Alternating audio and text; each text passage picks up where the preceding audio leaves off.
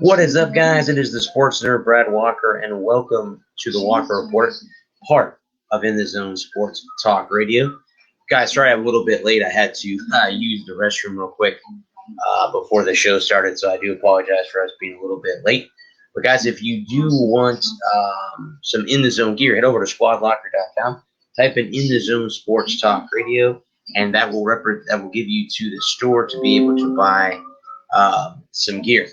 Guys, we are also sponsored by CreatingZenSpaces.com. That is the local choice in St. Petersburg, Florida, for house cleaning, organization, decluttering, and pet sitting. It's about finding peace within you and adding comfort to your life. And remember, guys, Zen Spaces begins with you.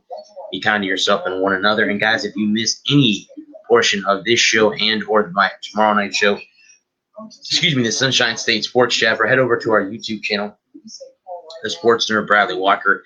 Please like the videos. It will help us out, and share them, and also subscribe if you're not a subscriber over there. That would be excellent as well. All right, guys, let me go ahead. I have Lewis. Good evening, sir. Good evening.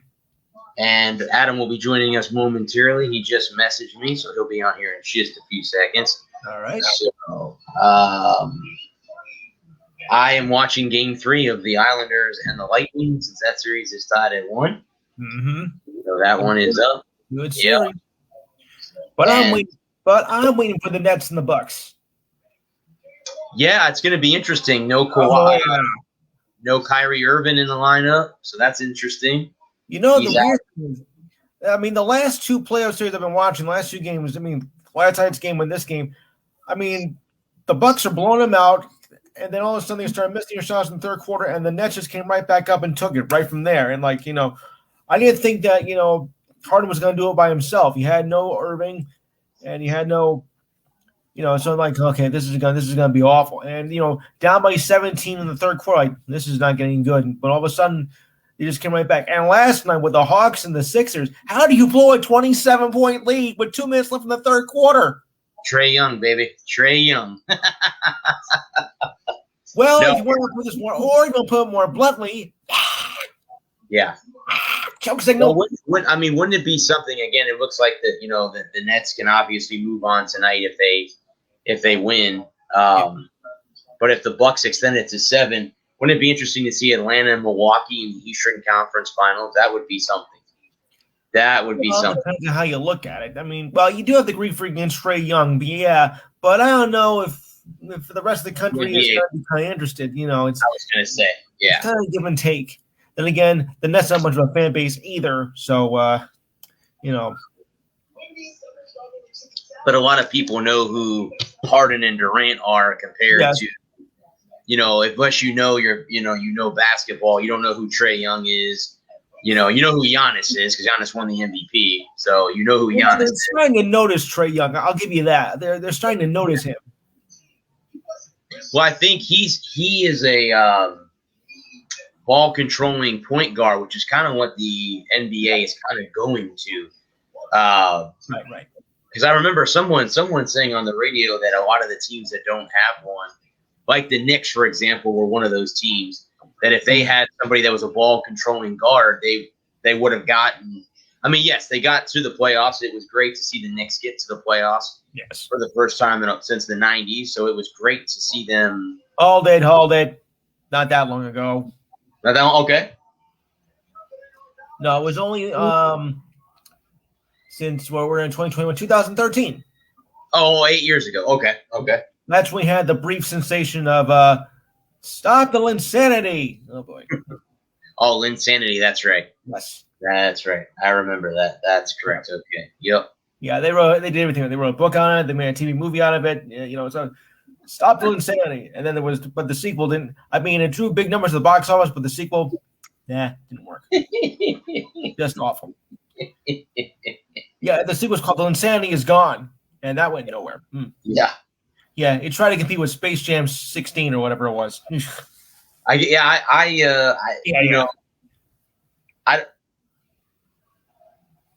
don't know what to think about the second movie, to be honest with you. I'm going to go out on a limb and say that. I don't know.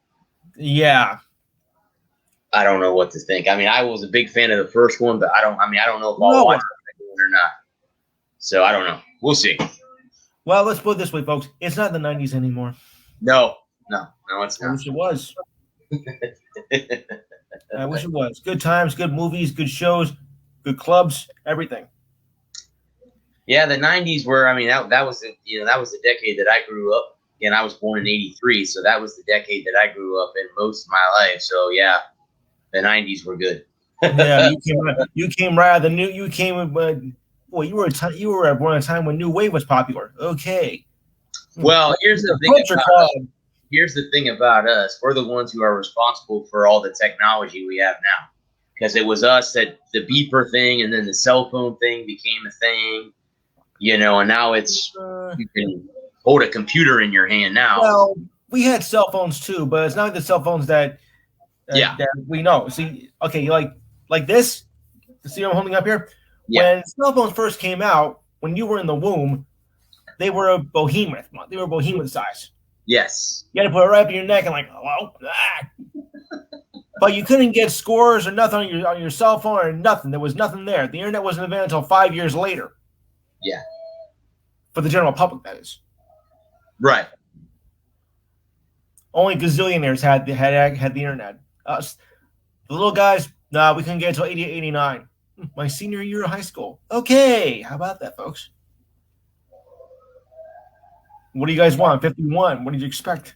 Guys, they are singing the national anthem as a whole crowd at Nassau Coliseum. This is the final season that the Islanders will be playing in this building. They move to a new building next year. Right. But this is the final year they're playing in Nassau Coliseum. And if you're a Lightning fan, hopefully the next 2 games will be the last 2 games they play at that building. But that's just me saying that. So I didn't say that out loud. Because they're going next to a racetrack. Yes, they are. Yeah, I heard where the location and everything was for the new arena. Yeah. So, can I ask this question? Because again, I'm not. You're from New Jersey. Yes. Why didn't the Islanders work at Barclays Center in Brooklyn? Was it just too far away for Islander fans to go? I think it was. I think when you think about Brooklyn and Long Island, it's not that. It's not like it's like 1,000 miles away, but it's not exactly a walking distance either. Okay. You got 5 boroughs in New York. You got for those of you who count Staten Island as a borough, some don't. You have Staten Island. You have the Bronx. You have Queens, Manhattan, Bronx. So Brooklyn and Long Island, are closely connected, but I think the distance-wise from Barclays Center to Long Island, not that close to walking, so I think maybe that's why they didn't do it there. And besides, Barclay isn't, that great of a place, so they, look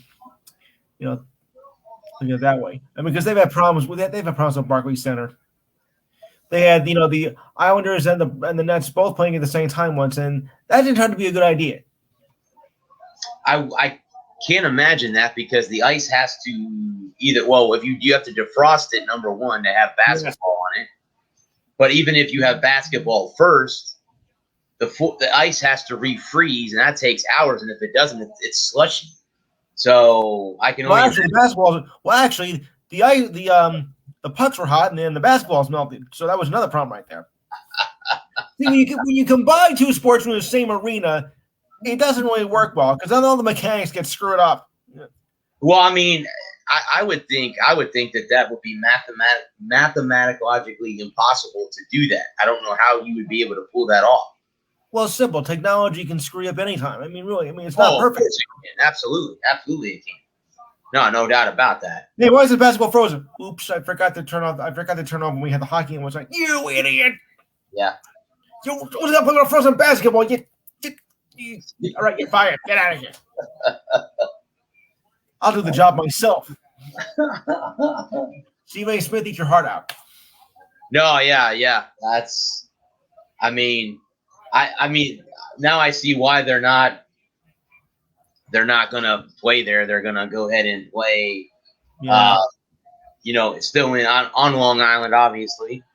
Yes. So they're not gonna be going all the way to Brooklyn. I mean, I was in Queens. I was in New York for a week back in 2008. The Mets game, right? Yeah, I flew into LaGuardia Airport, so I was right next to Citi Field. I think I think that's where the Mets play. We had to pick my grandmother up from coming back from Italy one year, and it was a mess. Yeah, I didn't have any big issue getting, to and from the airport. The thing was, Bradley, it was 1982, and we had an airline strike, so that was the big problem. That was a problem. That would be a huge problem. My grandma was coming back from Italy, and it was also the same time that it was the eve before Italy won the World Cup that year as well. Oh, wow. Okay. And I was like, yes! Who did they beat in the World Cup? I think it was West Germany, if I'm not mistaken. But don't forget, this was 40 years ago, though. So, it's a little bit, tough to remember. But I remember Italy, winning it. And the Channel 7 news crew was all over it. And, even the field reporter, the side reporters were the crowd was cheering, and even he was ecstatic over it. So this was before the Berlin Wall fell, because it was West Germany. Berlin didn't fall until 1989. Yeah, so that they were still East and West. Guys, at one time, if you do not know, Germany was actually split into two different zones, East and West Germany. The Berlin Wall is and then they knocked it down in 1989. They got at the wall and basically broke it down, and that was a big news moment for Germans, especially, to be able to break the wall down. For you younger generations out there, just to let you know, I've been around a while, so I know more about this stuff than what most people think. Because I'm not as young as I used to be. No, I'm a history buff, Lewis. So anything like that always interests me. I may look young, but I'm not as young as I look. That's kind of cool. That I obviously, then the guys also too, Russia was not always Russia. It was the Soviet Union at one time, back in the 80s.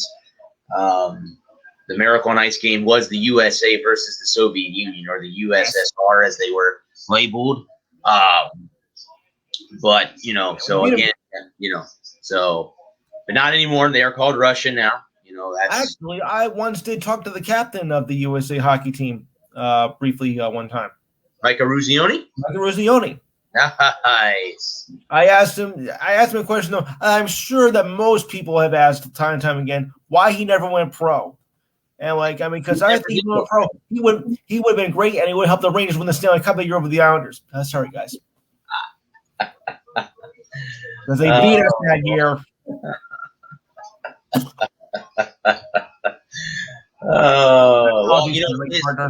His last name, I think, in Italian means hurricane or something like that. It was They said that, and I saw guys. If you haven't seen the movie Miracle and you are into hockey or you're into USA hockey, please watch that movie because it explains the whole Miracle on Ice game. Great movie. And again, guys, a lot of people still to this day believe that when the United States beat Russia, they won the medal. The medal didn't come until the next game. They had to play another game.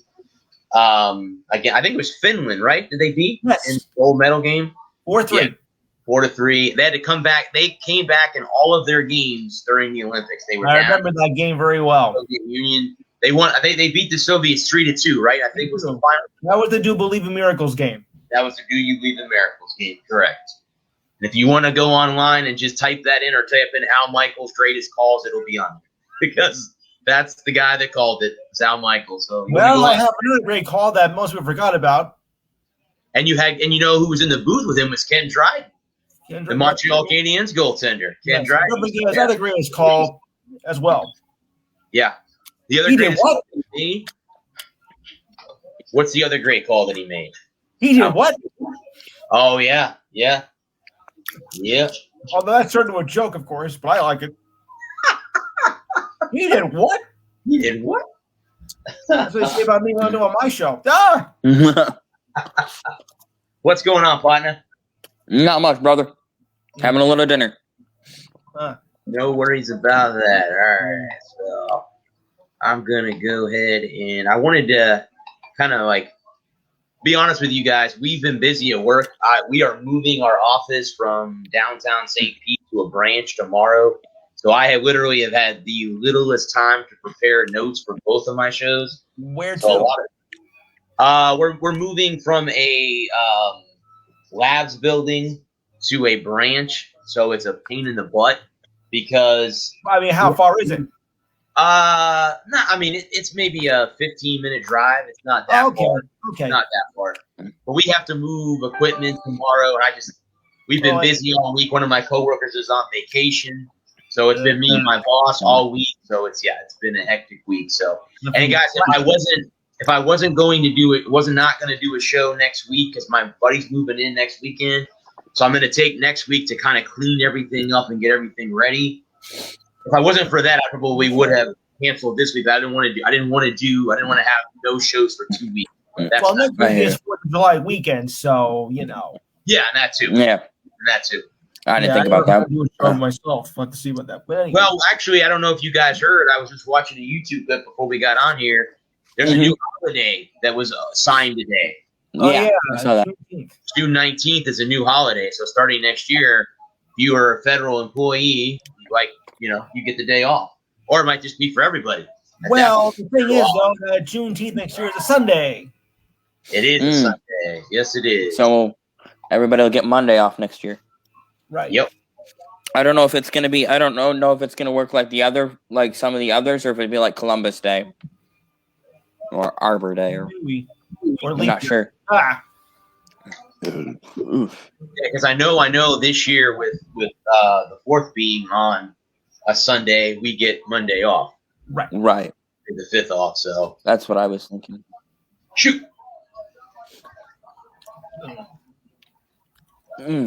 So I saw the reason I have the NASCAR logo up is I saw something, guys, on the ESPYs who the best driver is.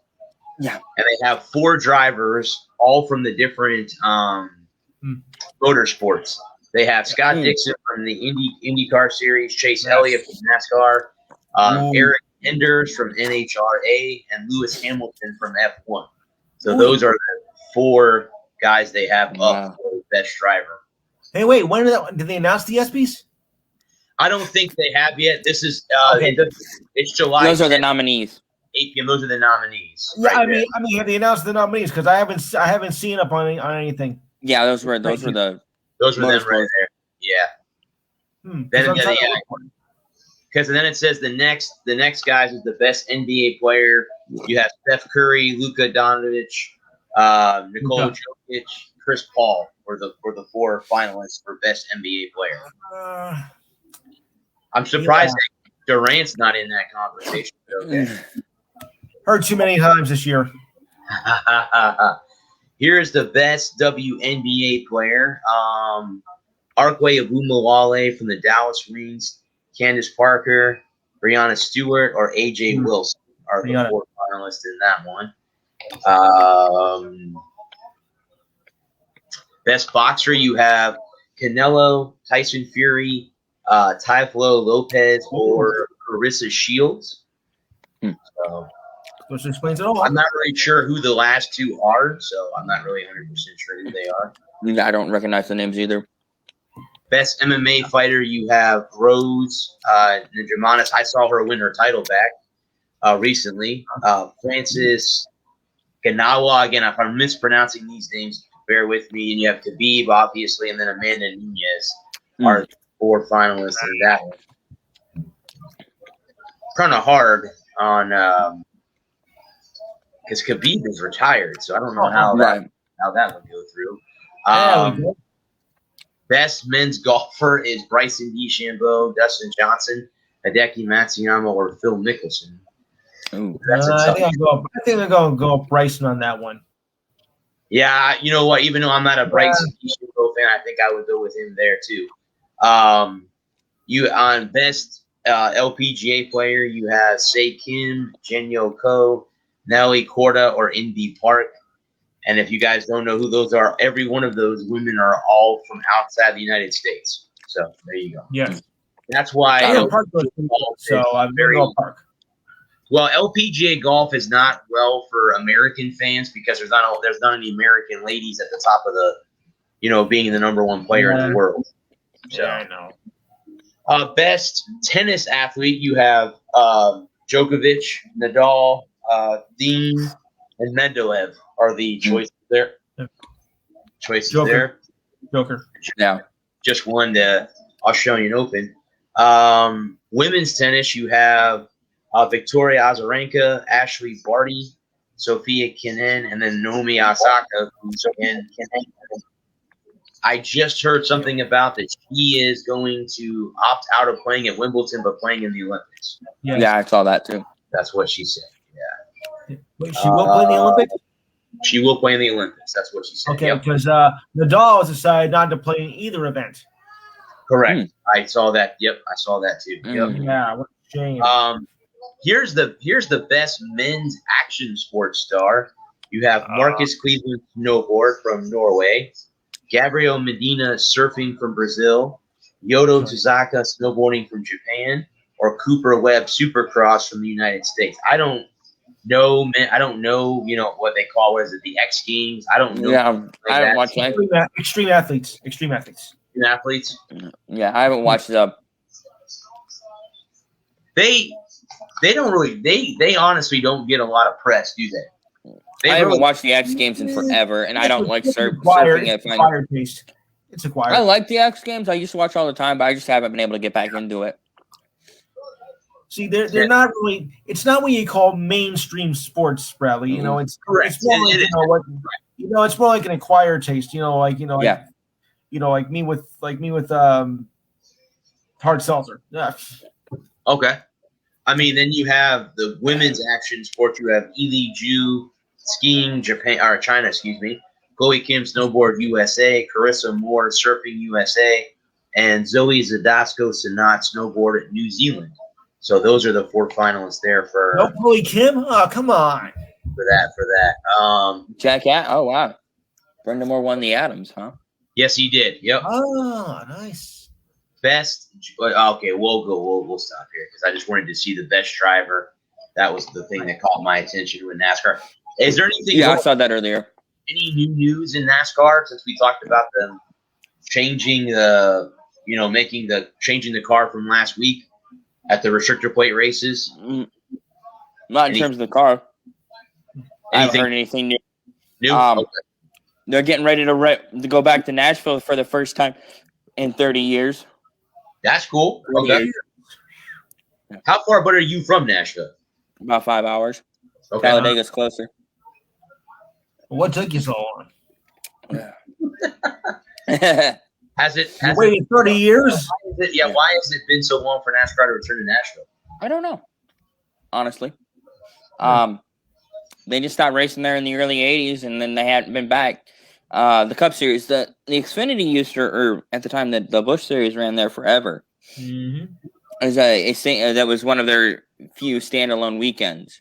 Mm-hmm. But they hadn't been back. I don't know if it was just because the facility wasn't nice enough, or it was a lot of the thing is that they moved away from some of the more traditional tracks in the 80s and 90s because they were building newer and better and more modern facilities. Yeah, makes sense. And NASCAR has moved their banquet. It used to be in New York City, and then it was in New York City for 30 years. Their annual banquet in December. Right. And then they moved it to Vegas for a few years, and it just wasn't working in Vegas. Nobody cared. I guess what happens in Vegas is always stay in Vegas. Yeah. And so they moved it to Nashville, and it's been in Nashville for the last couple of years. Well, Yahoo. Well, I mean, no offense to people in Vegas, and if this offends anyone, I don't mean of any kind of that. I don't mean to come off that way. But NASCAR is more of a southern thing than it is out west. For me, it would fit better in Nashville than it would in Las Vegas. That's just me. If I offend anybody, I apologize. It just never made sense to have the banquet in Nashville or in Las Vegas. It made sense to have it in New York City. I mean, but then but it doesn't have sense to have it in Vegas. Vegas, and then to move it to Nashville makes a lot of sense. Yeah. And now they're getting a race for the first time in almost 40 years. So a Cup race. So they used to. It's been almost 20 years since anyone's run Vegas. So yes. all three series are going to be there this weekend, Friday, Saturday, Sunday. Nice. Should be. It's Dover lost a date to make room for Nashville. So Over. because they're both concrete tracks. So that's where that Dover's second date became Nashville's date. And so Kentucky and Chicagoland also lost a date, and Michigan to make room for more road courses. If you'll allow me to get into some reckless speculation, because it's what I'm good at, we got silly season is getting started in NASCAR, and some of the big names on the move include, or could be on the move, without drivers without contracts for next season, are Brad Keselowski, Eric Almirola, Kurt Busch, and Alex Bowman. So I have no insider knowledge. I know nothing. So this is reckless speculation. What I'm good at. So I think not get a contract. He's not happy at Penske anymore. Huh. And he's shopping his option. The rumor right now is that he's going to go to Roush Fenway and be part. That's a goal. For who? He's going to. Yeah. All right. Tampa just scored. Excuse me. So I think this is me being reckless speculation. Yes. There's been talk of Dale Jr. moving up his Xfinity program to the Cup Series. Yes. So I think that the 10 goes away next year. Excuse me. HHR goes down to a 3-car organization next year, and Eric Almirola is out and is the odd man out there. He gets the 6. He goes to Roush Fenway and gets this and takes Smithfield with him. Brad Keselowski, Dale Jr. buys the 10, the charter for the 10, and Brad gets in that car. And then that means that Ryan Blaney gets the 2, and Matt DiBenedetto, who was the odd man out at Penske Wood, gets the 12. Then Kurt Busch leaves the 1 and gets the 54, a new team next year for Kaulig Racing. So then that leaves the 1 available. Noah Gragson gets the 1. And Noah Gragson comes up from the Xfinity and gets the 1 on a 3-year deal, a loaner program from Hendrick. Much like Chris Buescher was loaned out to Front Row Motorsports and then was brought back into the Roush Fenway stable at the beginning of last year. So he'll be under contract with Hendrick, but he'll be on loan to Ganassi. So which that frees up the 9 for Josh Berry next season, which means that Ryan Newman gets the 16 for Kaulig Racing. And that's what I got. Sounds good to me. Yeah. I mean, obviously there's going to be, that's the thing with NASCAR too, is you get shakeups a lot. Oh, almost every year you have Keselowski, drivers change teams, and yeah. Yeah, Keselowski is not happy at Penske. Obviously not. And the rumor is that he's going to get an ownership stake at Roush. That's why he's going to leave. He's going to leave Penske to go to Roush and become a part owner of that team. Well, if you gotta have that, sure. Again, like I said, it's reckless speculation, but Dale Jr. has kicked around the idea of moving up to the Cup Series. He's made no bones about it on his podcast. That if he can get the stars to align for it, he'll move up to the Cup Series. So, and Brad Keselowski is very popular, and he brings his own funding. And I could see Brad and Dale Jr. and Brad Keselowski have had a great working relationship over the last 20 years. And I'd easily see Brad Keselowski making the move to go back to Chevy and run for Dale Jr. in the Cup Series. I don't think I would mind that at all. I'm a Chevy fan, so I'm a Chevy fan. Hey, I want to say hi to the guys. Sure, I'll say hello. Fellas, would you like to meet my nephew over here? Sure. Sure. Hi. This is my nephew Gavin. Hi, Gavin. He's been part of my show occasionally, and I thought he likes to come in when a chance. So you got anything you want to ask him? Phoenix Suns all the way. You heard it here first, guys. Nice. I had good. the Sun since before the season started. That's a good thing. I'm upset Chris Paul is out though. I know. Well, I as long as he only misses, right?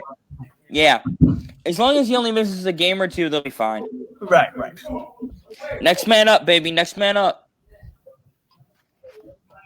So I'm still going with the Jazz. Ooh, The Clippers are going to get it done. right now. Yeah, Surprise, surprise. LA's got them in a hole. Isn't it? Is that 3-2? Yes. Yes, it is. Is that game on next? Is that game over there on? Is that the game that's on ES? Oh no, that's Nets Bucks. Next. Actually, you know what? That's the Yucks. Let's do that. Let's talk in the NBA playoffs. Yeah. What a game last night! I totally missed that. I didn't even realize it was on. We're talking about that right before you got on, bud. I'll just put this way. You have a 27-point lead, and all I can say for the inning is, what the hell was that? Trae Young. Right? Trae Young. Trae Young went Trae Young. off. Trae Young. Because I asked the question lead with 2 minutes to go in the third quarter, and then you blow it. That is a monumental choke if I ever saw one. How You interesting blew it. Milwaukee and Atlanta in the Eastern Conference Finals in basketball. That would be a very kind of bland Eastern Conference Final. Somebody's fixing to make a whole bunch of money. Yeah. Yep. That is correct. Because when the playoffs were finally finished, when the seeding was finally all, I had Atlanta out in 5. I thought the Knicks would beat Atlanta in 5, and then that obviously didn't happen. No. So then I had them out in 5 against the 76ers. Yes. So far, that hasn't happened, and the Sixers are going to have to figure it out. I really think it really shows you that Doc Rivers wasn't the problem in LA. No. Or Doc Rivers was, I should say. I misspoke. I meant to say he was the problem in LA. Right. He was. I mean, a 3-1 lead behind the playoffs, and you just collapsed right there. I mean, Yeah. Pissed it away. They had a 2-1 lead in this series and blew 18 and 26-point leads in back-to-back games. Can you say catastrophe, boys and girls? And then they lost by 3 last night. Yeah. So that means that if they make 2 shots, they win the game. They have to make 2 shots for the entire fourth quarter, and they win the damn game. I haven't had a chance to watch the highlight. I got up at 4:30 this morning to go to work because my job hates me, and so I drank. And he's drinking his sorrows away, ladies and gentlemen. Yes. I'm sure there's several of you out there listening that can relate. Hello, places. Where the whiskey drowns and the beer chases. Okay, I can't sing. By American Honky Tonk Bar Association. No. I'm not a big country music fan, but Garth Brooks happens to be one of my favorites. So there you go. Sorry, guys. We buried the hatchet. Yeah. Left the handle sticking out. Yes, a funny story about Garth Brooks, if I may sidetrack for just a moment, is that growing up, I loved Garth Brooks. Right. And I got a little bit older and I got a little bit understand. It's like, I like his radio stuff. The stuff that got in his radio hits is the stuff that I like. His deep cuts are like, there's some of those are severe misses. And I hate that song, The Last Dance. I hate it. I hate it. I hate it. I hate it. Wow. Tell us how you really feel. I will.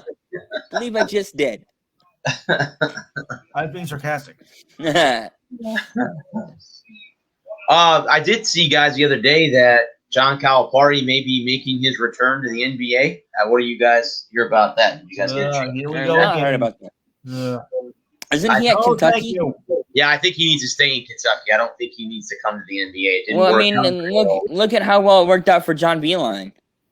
Yeah. They run him out of Cleveland on a rail, and tarred and feathered his ass on the way out too. It was absolutely, it was 18 games. I think he made it, and they didn't want to play for him because he expected them to put in the work. When you have 18, 19, 20-year-old kids who eat, sleep, and breathe basketball, and haven't been around the game, this is their first chance at major basketball, like at a Michigan or a Kentucky or Duke or the Villanova, take your powerhouse. Yes. They're hungry and all they want to do is eat, sleep, and breathe basketball. When you get to the NBA, you've been playing basketball for 20 years, aren't it? Pretty much. It is, you know what you're doing, and you don't need some hotshot upstart coach who's going to come in and tell you what to do. And it sows discontentment in the locker room. Brad Stevens was one of the few that's made the transition from college to pro that's actually made it work. And now he's a general manager. And Yeah. if the Mavs are listening, I'm available. Give me a call. Yep, they fired their head coach. Their GM and their head coach, right? Both left. He resigned. He didn't get fired. No. He was not fired. He's not feeling. He's had health issues over the last couple of years, so he retired to take care of himself or resigned or whatever. That's what's more important. Yeah. But hey, I work cheap. Yeah. I'm just We all saying. do. I'm not saying, but I'm just saying. I mean, I got Luka. I got Porzingis. I'll just drop plays for them. Everything goes through Luka, and we'll go from. I'm gonna move Porzingis for a bag of basketballs and some hot wings, and we'll. I'll take Porzingis for $200, Alex. All right. I'm sure he would look good in any other uniform in the NBA. Except for maybe the Orlandos of the world, but stuff like that. I heard a rumor that the Knicks might be looking in on Luka, so we'll have to see about that. Oh, well, Luka's not for sale. I mean, unless you're going to give me your whole team. Neither am I. I want LeBron. I want Curry. I want Clay. No. Keep LeBron. Keep LeBron. He's an idiot. LeBron thinks he is the NBA. Forget it. We don't need something like that on our side. No.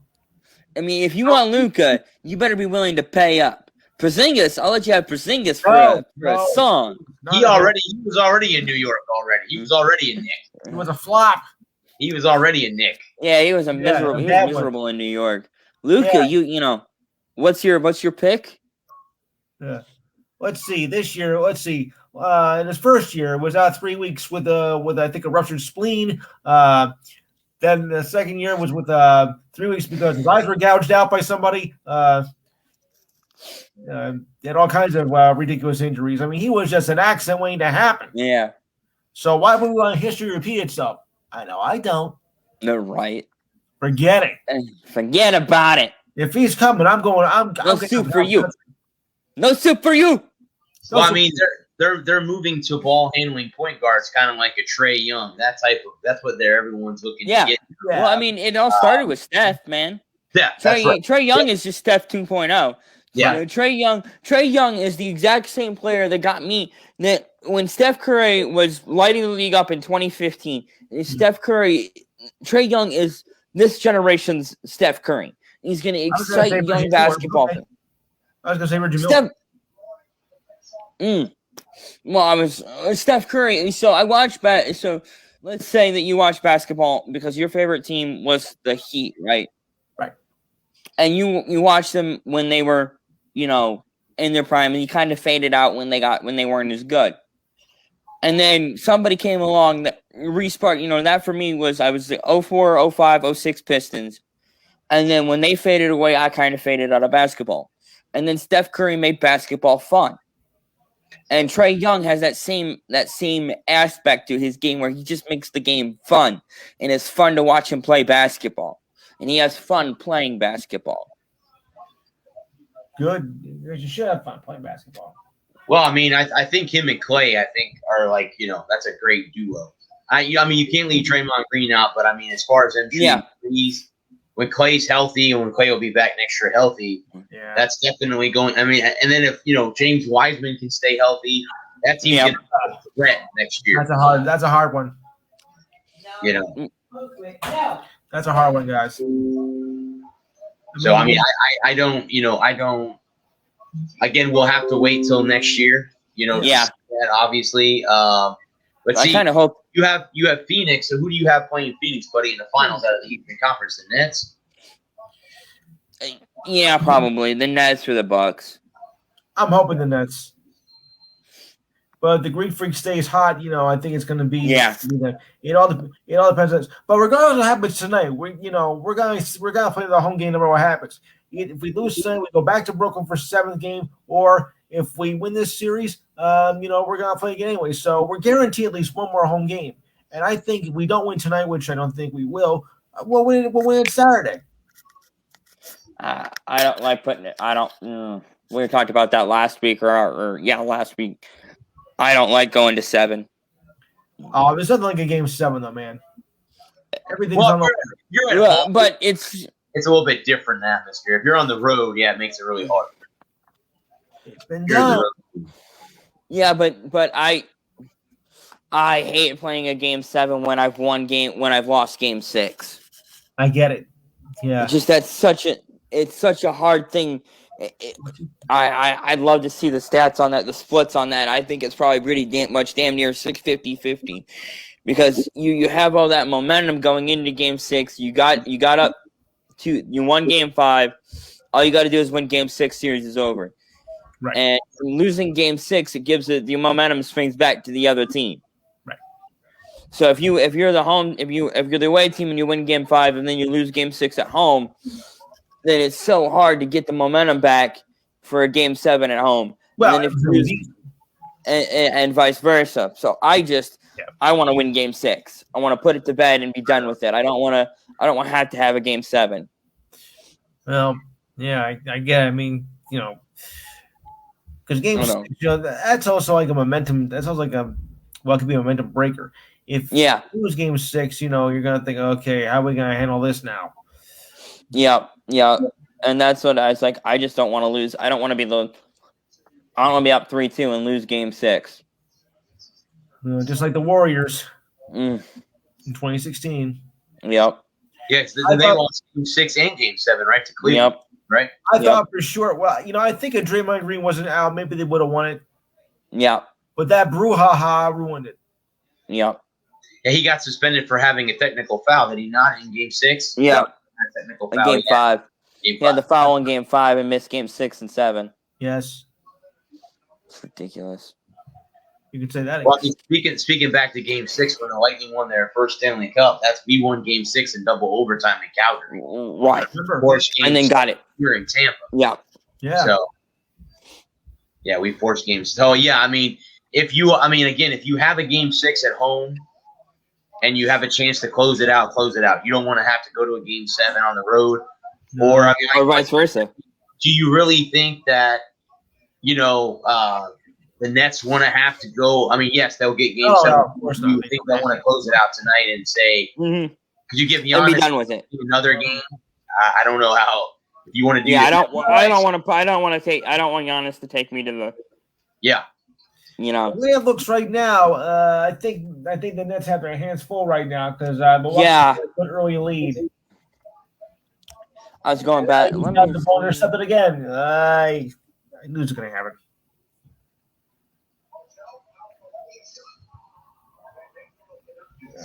Is the game started? Yes, the game is now 4 minutes in.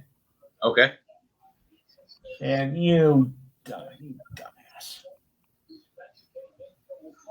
I can do that. This is not how you're going to win a game, people.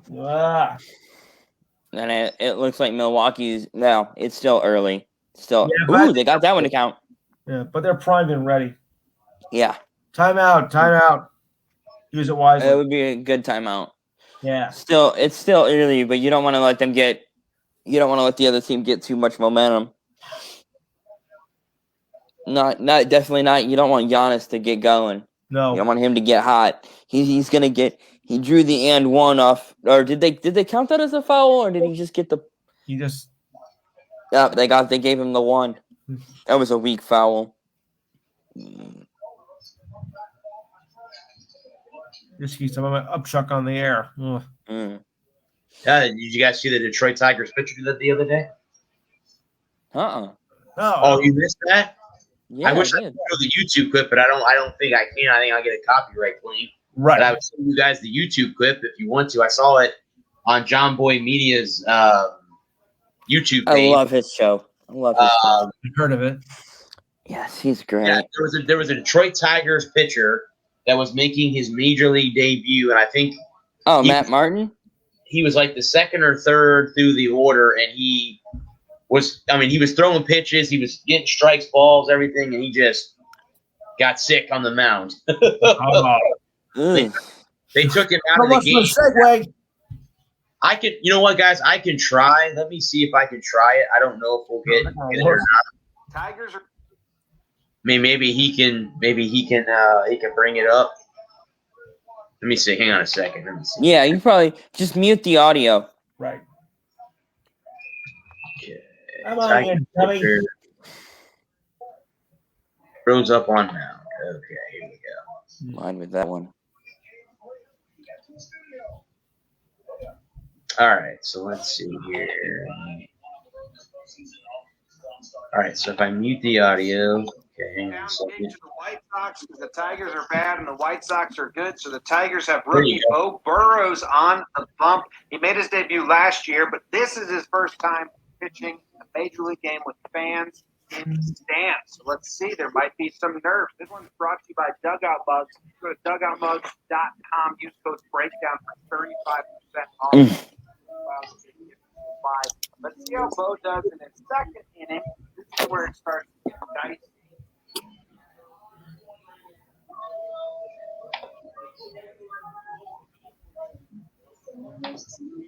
Let me see here. Let me see if I can share this real quick.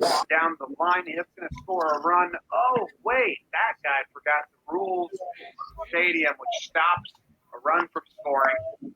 Get a fan interference. Yama says, you got to go back. This guy says, well, about that, sir. Don't worry about it. Anderson is going to slap one right up the middle. That's the score run. Now we go back to Burrows. Batley throwing a lot of pitches. Nice changeup. Got this dude 0-2.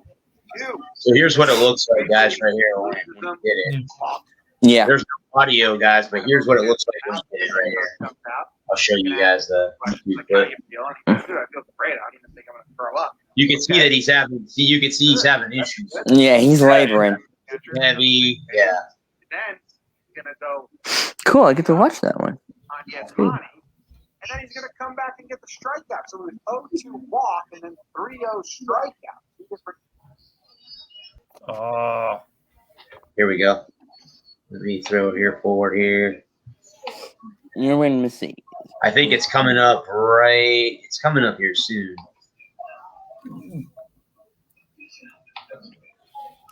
So this is. These notches. I wonder what the hell happened. What did they?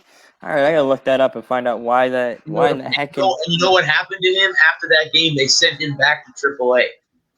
They sent him down. He got voted to AAA. For that, Yep. come on, give the guy a break. Yeah, I'm gonna go with the fact that it was nerve in front of. I hope so. Yeah, I mean, don't they normally eat like hours before the game? Normally, don't they? Yeah. Come on, it wasn't his fault. You got to demote him for that? Come on.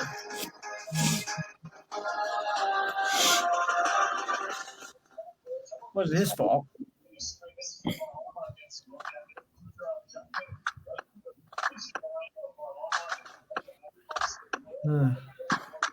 But yeah, that caught my attention the other I day. think that's I missed that one.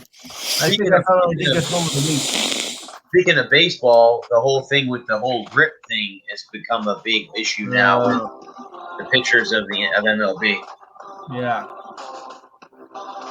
Spider track. Spider track, that is correct. But obviously, now MLB is going to suspend you if you get caught using it. Obviously, Garrett Cole, Yeah. Tyler Glasnow, and most of the pitchers. Glasnow says Glasnow is going to probably have to have Tommy John surgery Right. well, he's screwed. because he has a partial tear in his UCL tendon, I think is what it is. In your elbow. Yes. Yeah, he's screwed. So he's pissed off about that, and he Right. Blame him. you know. I don't know. As far as I'm concerned, I guess you shouldn't have been cheating. As I mean, a- he good was enough. using. He said he used sunscreen and rosin. Is what he was using. So I don't Better- know. I don't honestly know whether or not, because as we were talking about last week, it's true 3 outcome baseball: strikeout, hit, or walk, or strikeout, home run, or walk. That's how basketball is played right now, or baseball, whatever sport. I got basketball on. Frisbee So. throwing. But I don't know. I don't think it's kind of like a corked bat. A little bit of sticky so that you don't slip. That's okay. Because the batters were like, we'd rather have them have a little bit of stick so that on a curveball, it doesn't slip. I don't want a 98-mile-an-hour fastball coming at my ribs because you didn't get a good grip on it. Yeah. But so much, you go from having 2,200 to 2,800 RPM. That's a bit much. That is. Well, that was one of the local guys here on local radio in Tampa Bay said that if you want to get rid of, grip for the pitchers, you should make the batters have no batting gloves. I go, are you kidding me? You know how many bats would fly to people's hands? That's what those are there for. But batting gloves. Oh no. No way. But batting gloves don't make you a better batter. Correct. They don't. You're exactly right. It's not like you get more. Are you if they can't if they're are you saying that batting gloves make you hit better? I mean, it's just a feel thing. It's not like you can whip the bat through the batting, through the hitting zone faster. Right. It's not like they're not using something that's illegal or prohibited either. Batting gloves it's not like they're cheating. You've got guys out there using more. It's not just sunscreen and rosin. It's these foreign substances that are prohibited by the rules of Major League Baseball. If you want, the thing is that you either change the rules to make it all legal, or you make it all illegal, and and that's the end of it. It's either illegal or it's legal. No gray area. You can either use the sticky stuff or you can't. No, I agree. Right now, the MLB has decided that it's going to be illegal. I don't, if you want to say, okay, they can use a little bit of pine tar, or they can use rosin, or they could use, something, as long as it's not, let's say let's give them pine tar. You can use up to 1 ounce of pine tar per game. And each pitcher is given, like how the balls are rubbed in that certain mud from the Delaware Sound or whatever. Each pitcher is given 1 ounce of pine tar that they can use throughout the course of the game. That seems fair to me. We had that issue before back in my day. You guys know about what happened with the Yankees and I believe it was the Kansas City Royals back at one time back in 1983. George Brett. He hit the home run, but Billy Martin saw something that looked suspicious.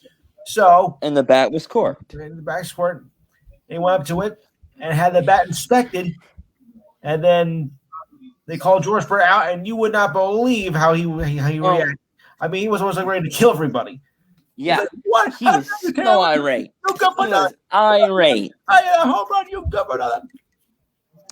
And Yeah. They just ran him off the field. It was like, oh my goodness. I mean, I have never seen this happen before, and it was just completely wacky. He charged him out. He went after the Yeah, umpire. it was crazy. Yeah, I Yep. saw that when it happened. Yep. Oh, were you watching live? Yeah, That was what you say, 83? 83, July 23rd. Here's the way you can look at this whole thing with the grip thing. How do you know that just because they're not using Spider Tech like Garrett Cole that you're not making it to make the ball spin faster or spin different? Right. And again, I think we can get to a middle ground. Like Right. batters get pine tar. Why not give pitchers pine tar? You give them a certain allotment that they can use throughout the game. And once that's gone, it's gone. If you want a lot of stick at the beginning and you're not worried about, like, let's say you're a starting pitcher and you want, you're going to go out there, you pitch 3, 4, 5 innings and whoa, I'm crank and miss on that one. Ooh. I got MLB Network and Bruce Bochy just about trying to hit the. Oh, are you watching the Yankees game? Is that the game you got on? I have the Nets game. You got the Yankee game where you are? Or the Yankees playing? Yeah, it's on MLB Network. Oh, The Yankees playing the Blue Jays? Yep. I think they're in Buffalo. they are. They are in Buffalo. They're Yep. in Buffalo until at least July 21st. Right. I just meant this game, not.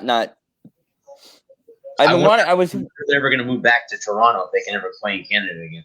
I don't know. Well, that's not set in stone, but it's approximately July 21st. I mean, we can't say for sure. Yes. It's no earlier than July 21st. Let's say Correct. that. Yes. So to go back to what we were talking about, I still, I think, if you want to give pitchers, batters are stronger, faster, smarter. Let's even it out, and let's have, but pitchers are getting more and more strikeouts every single game and year. Yes. So,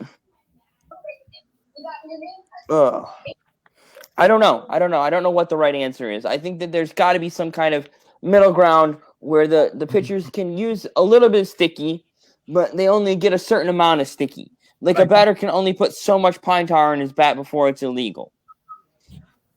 I think there can be a middle ground. I think we can come to a consensus, and it can be issued by the league, verified by the ump, and then you have a clear, defined set of rules everybody has to play by. And, if you're not following the rules, then you are, by definition, breaking the rules, and therefore, by definition, you deserve to be punished. Yeah. Right. And then if you have guys like Glasnow saying, I need the stick so I don't hurt my arm. Okay, fine. Yeah. Here's the amount of stick you get every game. You get 1 ounce, half an ounce, 3/4 of an ounce, 1/8 of an ounce. I don't know. Ounce. Yeah, I think an ounce is fair. And you No can more. use up to an ounce per game. So if you want to stick your fingers in it and just rub it around, say you get in your fingers, you rub it on your hands, rub it in your glove. Let's say you want to take 2 fingers and go like that with it on your glove. Then okay. So then you at the beginning of the game, you take your 2 fingers, you stick it in, you rub it on your glove. The ump looks at your glove, looks at your jar, says, "All right, you're good to go." And then each pitcher gets 1 ounce, or maybe you say less for a reliever. He only gets a 1/4 ounce because he's only expecting, like a closer only gets a 1/4 ounce. Right. Or, a middle reliever gets half an ounce. Starters get a full ounce. I just think to eliminate confusion, I suggest everybody gets an ounce. Yeah. Everybody gets an ounce at the beginning of the game. And then, let's say you want to be able to lube your hands up in between each. And this is always up to, it's up to, oh, he went out there and got it. it's up to and that's when we can experiment. Maybe an ounce is too much. Maybe we only need maybe you need 3/4 of an ounce or half an ounce. Maybe an ounce isn't enough, and so we go to an ounce and a half, 2 ounces. Something that some way that that both as fans and batters know that the pitchers aren't getting an unfair advantage. Yeah, that's probably going to be a topic they're going to talk about during the CBA. That'll be that's the thing is that we have a CBA coming up. This is where pitchers can make a push to get some kind of sticky stuff legalized. I think that I don't have a problem with the sticky stuff in general. What I have a problem with is that it's an unfair advantage because you don't know who or who's not using it. Right. And that gives you, if everybody can use it, then and you have a certain amount that you can use, that's fair. Because we know batters are allowed to get a better grip on the bat, so it doesn't come flying out of their hands. That's why you put pine tar on the bat. That's why you use the gloves. But that doesn't make the bat. It doesn't make the bat faster. It doesn't spin the bat more. You don't get through the hitting zone faster. And that to me is therein lies the rub, pun intended. Right. When you have these sticky substances that create more spin and more torque and more drop and more speed, a guy who has an average 91 mile an hour fastball all of a sudden has a 95 mile an hour fastball with 2,800 RPMs, you're cheating. You are cheating. Yes. You don't, and I'm not talking about the course of 6 months where he's gone out, put the work in, and he's developed his fastball, and now he can rip it. I'm talking about game 1, he's 91, game 2, he's 95. That's cheating. Yes. I just wanted to clarify that. Right. No, that's fine. Because, like I said, this topic will be talked about now for the rest of the season until PBA gets negotiated and until we actually have some kind of definitive answer. And again, like I said, I don't have a problem with a certain amount of sticky stuff that allows pitchers to get a better grip on the ball, that makes pitching easier or more competitive. It makes baseball more competitive. You got guys out there just crushing the ball. You get a better grip, you can throw better pitches. The other thing that MLB needs to address is their shitty umpires. Oh, yeah. Oh, my God. 10, 15 years ago, when I first came into baseball, I thought baseball umpires were the best officials in sports. I don't, no longer. I think that balls and strikes is the easiest thing to call. And so many strikes that are balls and balls that are strikes. What the hell are you doing out here? No one has a universal strike zone in balls. And every umpire is different. Mm-hmm. And that's unfortunately what is ruining pitchers in general, is because it's ruining hitting. You're hacking at a ball that's half a foot off the plate because you don't know whether it's going to be a strike or a ball. Yeah. Somebody I forget who it was. Maybe it was Stark Ravens. Use bats anyway, so they can't tell the difference. I just dropped my phone because I'm brilliant like that. Oh dear. It totally slipped out of my hand. I was watching it over the over the weekend, and I'm not sure. Oh yeah, it was Stark Raving Sports. It was about a month ago.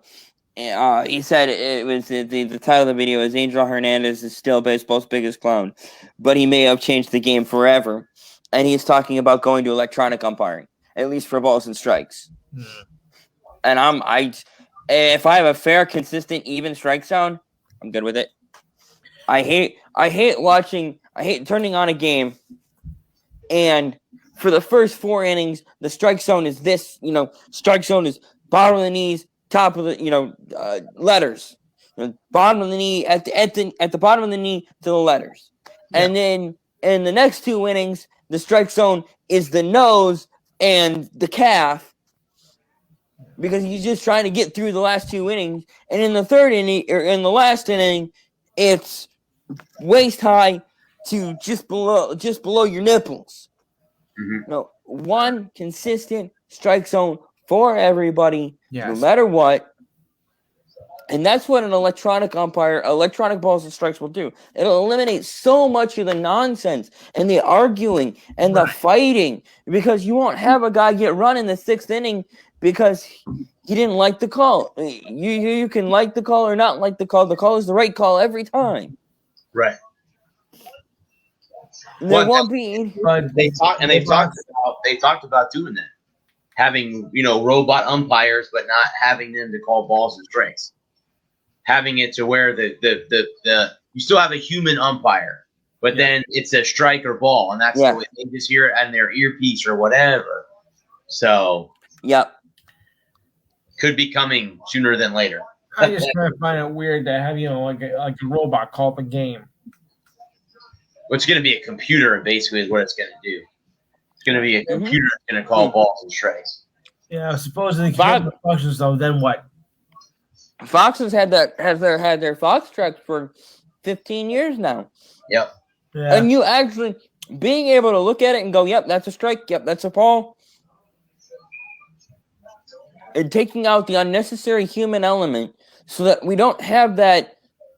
Well, the umpire last night had a really strict strike zone, and it had to be above the knee and below the letters, and that was the strike zone. And this guy, he's got a little bit more liberal of a strike zone, and it's calf high and at the shoulders, and you better be hacking at everything, because we can't count on the strike zone being fair like it was last night. Mm-hmm. Yeah, 20 years from now, they'll all be players replaced by robots. Ugh. Yeesh. Oh boy. Could you imagine that? A robot pitcher versus a robot batter throws the perfect pitch. Gets a home run. Yeah. I can imagine. I'm picturing it right now. What has this plan come to? On the moon. Yeah. Well, the U.S. Open started today in golf. Golf's third major of the year. Well, Henley's in the lead at -4. They're playing at Torrey Pines in California. That's where they're playing. PGA champion Phil Mickelson's +4. He's 8 shots out of the lead after round 1. Francisco Molinari, Louis Oosthuizen and the company. Brooks Koepka's at -2. I don't know if you guys heard or not earlier this week. Bryson DeChambeau and Brooks Koepka don't like each other, and the PGA was going to put them together in rounds 1 and 2, and DeChambeau's agent asked them not to do that. Then he went on to decline. I didn't tell him that. I didn't tell them not to pair me with Brooks. Okay, who's the whiny baby in that equation? Well, what are they arguing about? I mean, what is the thing with these two anyway? Lewis, I wrote an article about them. They just have had a beef with each other since. I mean, Bryson DeChambeau, he's like what's his name? The Yankees pitcher that was in Cleveland for a while, and then he went to Cincinnati. Trey not Bauer. He just signed with the Yankees this year. Greinke? Not Zach Greinke. He's with the Yankees. This is his first year with the Yankees. He's with the Reds last year. Yeah, I know. He's very scientific. He's very scientific with baseball. Him and his dad. Isn't that because Trevor Bauer's with the Dodgers. Right, correct. Yeah, it's not. Yeah, it's not him. This kid's with the Yankees, I think, or maybe he is with the Dodgers. Trevor Bauer. Are you talking? Because Trevor Bauer's got his own YouTube channel, and it's hilarious. Yeah, I think that's him. Anyway, he's a lot like Bryson DeChambeau's a lot. He uses a lot of scientific stuff. And again, guys, I'm not saying it doesn't work. It works for him. Right. It works for him. And Koepka is the old school, go to the gym. They're both buff guys. They both have big muscles and hit the ball a long way, all that stuff. So they just Right. have to like each other. Actually, during the PGA Championship last month, at the end of it, Koepka was doing an interview, and DeChambeau walked behind him, and Koepka, blatantly said, "What the fuck is this asshole doing?" That's basically what he told the media guy. The media guy had to back away from the microphones. I think he was laughing his ass off. So, but here's the thing. This is what the PGA Tour cannot prevent. If these two gentlemen are in contention with each other, in contention to win, they can't get paired together. Wouldn't that be some drama on a Saturday or a Sunday, especially a Sunday? Especially if they were going to see who won the damn tournament. That would be cool for golf. Surprised they didn't pee in each other. Because there is no Tiger. Tiger's out for a while. There's no Tiger Woods this year. So golf's got to do something to bring the audience back. So this might be that type of thing to have a beef between these two players. Right. But I guess the tournament's still going on. That's right, because they're in California, so it's still 3:19 in the afternoon. Right. Out in Cali. There's still some guys on the golf course. It's on NBC right now. Go out there. Hideki Matsuyama's 2 under par. He won the Masters this year, so he's only 2 shots back. He didn't play very well at the PGA, but he's playing well so far in round 1. The U.S. Open's got their long golf course. Rough is very thick and break your wrist type of rough. It's tough. Maybe you should use this. Maybe you should use the substance in golf. Yeah. There you go. Well, I mean, No. that's always the question too from a lot of people is, are golfers using steroids or in one COVID quarantine? He's got massive club speed.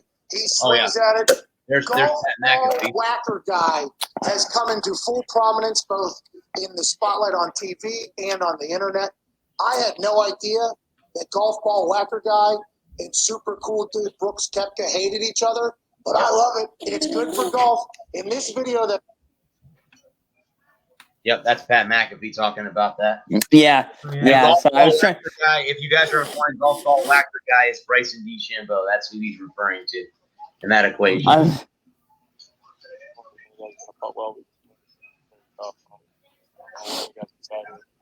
Sorry, I was trying to find the clip because I haven't seen it before. Yeah. But like I said, they don't like each other. They're not fans of each other at all. And again, like I said, they could get paired later on, this weekend. But right now, I think DeChambeau's +3, Koepka's -2. So it would take a little while for DeChambeau to get back up there. Not saying he can't tomorrow. But again, the U.S. Open's a tough golf tournament. It's not. Mickelson was in the mix. Mickelson's +4. He's 8 shots back after round. Oh, not good. Good. And really, if you guys don't know, that's the only major that Phil has never won in his career. He's never won a U.S. Open. He's won 2 PGAs, 2 Masters. I think he's won 1 British Open, or maybe he's won Opens. I don't know. I think he's won 1. What about He's the never won invitation a or the U.S. memorial? Oh, we don't count that, right? He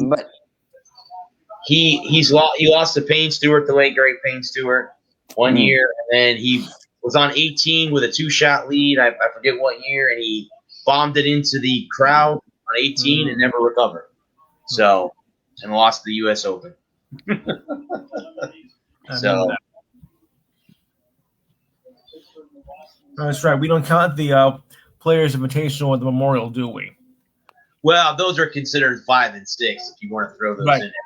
Yeah. Well, actually, no. Well, yeah, it would be 5 and 6 because the Memorial is called golf's 5th major. So the Vegas, the Invitational will be the 6th.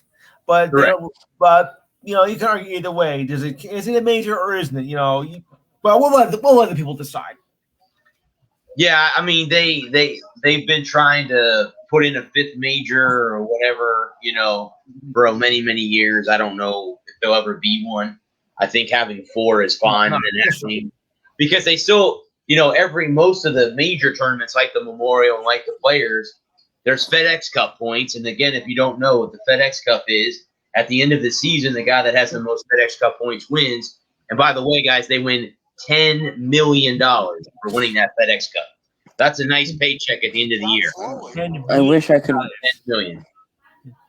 No, I'm trying to do like Dr. Evil. $10 million. $10 million. Yes. I wish I could. I wish I could What? Be Dr. Evil win $10 million. win 10 million. $10 million. I wish I could play golf that well. Yeah. That'd be crazy. Yeah. So it's 1-0, guys, in the second period between the Lightning and the Islanders. What's your guys' take last night on Montreal evening up the series with Vegas? I thought it was going to be a good series. I thought it would. I said they needed to turn it into a scrappy, tough, difficult series. Make Win. the Vegas have to work for every inch of ice, and Carey Price stands on his head, and they got a shot. Yep. I mean, it's just basic hockey, man. Come up the works, make it choppy in the neutral zone. Don't let them no free entries. Make them work for every inch of the ice, and have your goaltender play good, solid hockey. No soft goals, and lucky bounce or two, and you're right back in the game. Yeah.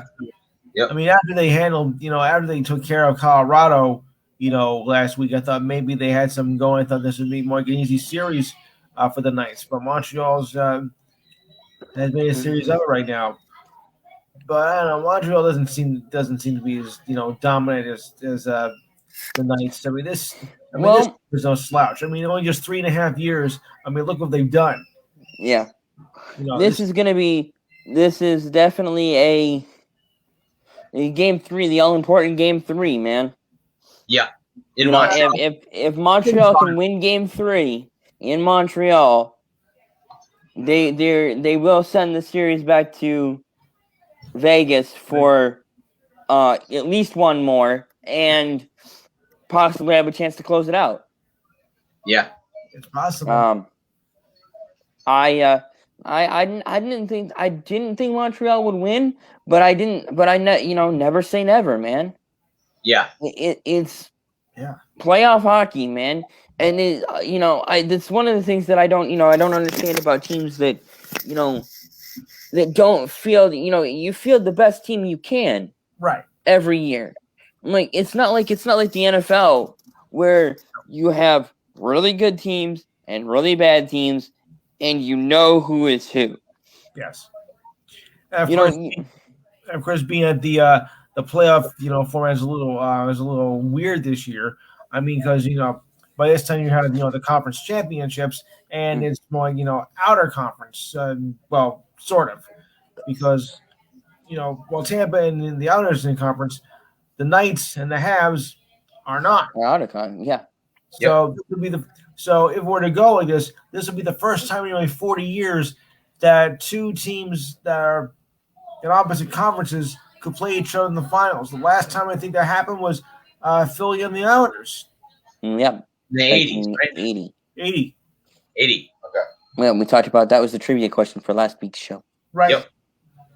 But that's I saw that game, so I know. Interconference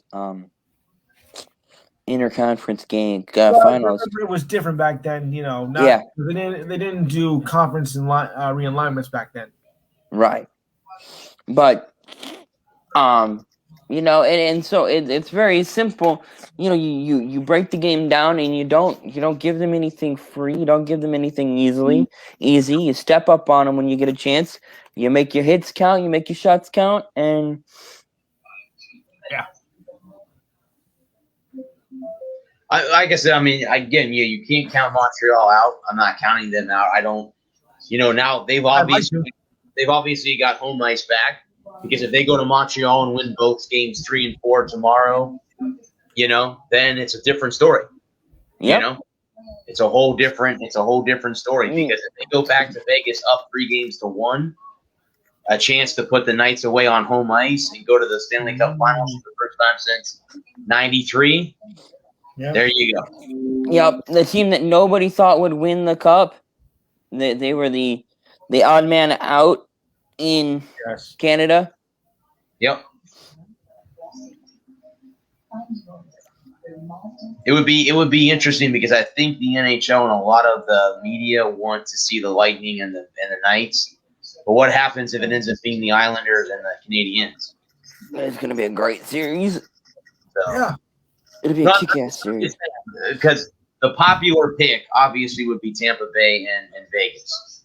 I mean, Right. even Tampa Bay and Montreal would be interesting too. But the Islanders have something to say about that. It could be the Islanders and the Knights, and the Islanders or Montreal. So I think either way, a lot of people out there would have,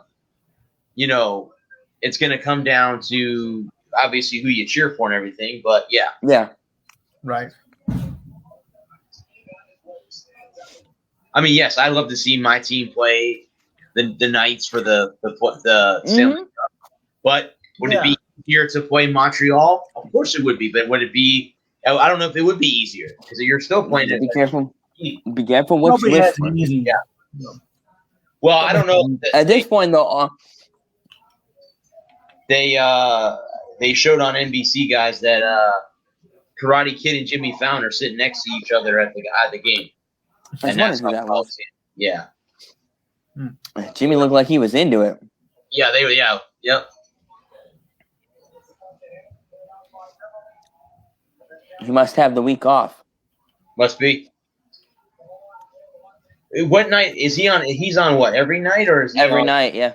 Every night at 11:30, 12:30? Yeah, 11:30. Because he's got the US. Unless they taped it. Unless they taped the show. They do. They tape it like a few hours in advance.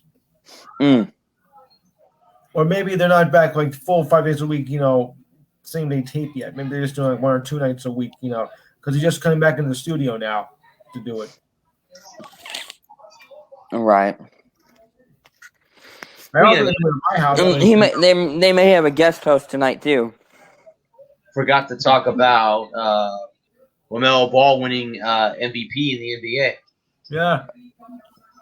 Rookie of the year. I'm very good here. Yep. Because Joker won the MVP. I think it was Joker. Yeah. Yeah. Although, not many. There's been a lot of controversy about that. I didn't follow the NBA close enough this past season. I was too busy with the NHL. Well, a lot of people. Well, MB thought he should have got it. Mm. How about Steph? Honestly, that was where I would have voted. Bad. I mean, he single-handedly led that team to nearly to a playoff berth. I mean, Yeah, I was gonna say. Yep. And he That was was a ridiculous. top scorer too. Yeah. 33 Yeah. points, 2 points per game. that's insane. Well, he is Steph. The rest of the He family- is insane. He's the reason why I got back, why I even cared about basketball again. You got Steph, you got his brother, and his father was an NBA player too. Yep. Okay. Steph Curry. I am just Steph Curry's dad. No, he was good in his day. Give him a break. No, that was his quote. Oh, He was quoted, and they were asking him about, how good his son was, and what it meant. He's like, "I'm just Steph Curry's dad." yeah. I think that was right after the Melo Ball started his bullshit. Yeah. Or LeVar. I was, LeVar. but now I'm just Steph Curry's dad. I'm Nothing just Steph special. Curry's dad. And he was a damn good basketball player. He was.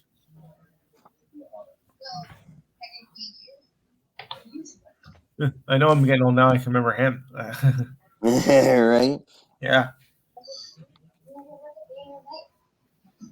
Well, it's team Brooklyn's coming back. They're only down 4 points now, right? 44-40. Yeah. Well, here we go again, folks. So don't count them out quite yet. Nope. Yeah. I guess the new Madden game cover came out, and you had not one but 2 players on it. I heard. You had 2 GOATs, or they consider them 2 GOATs. Tom Brady and Patrick Mahomes. Yeah. The 2 goats. 2 GOATs. Yes. I think it was fun. I like it. I don't hate it. Just make a good game. That's all I care about. make sure the game doesn't suck ass, please.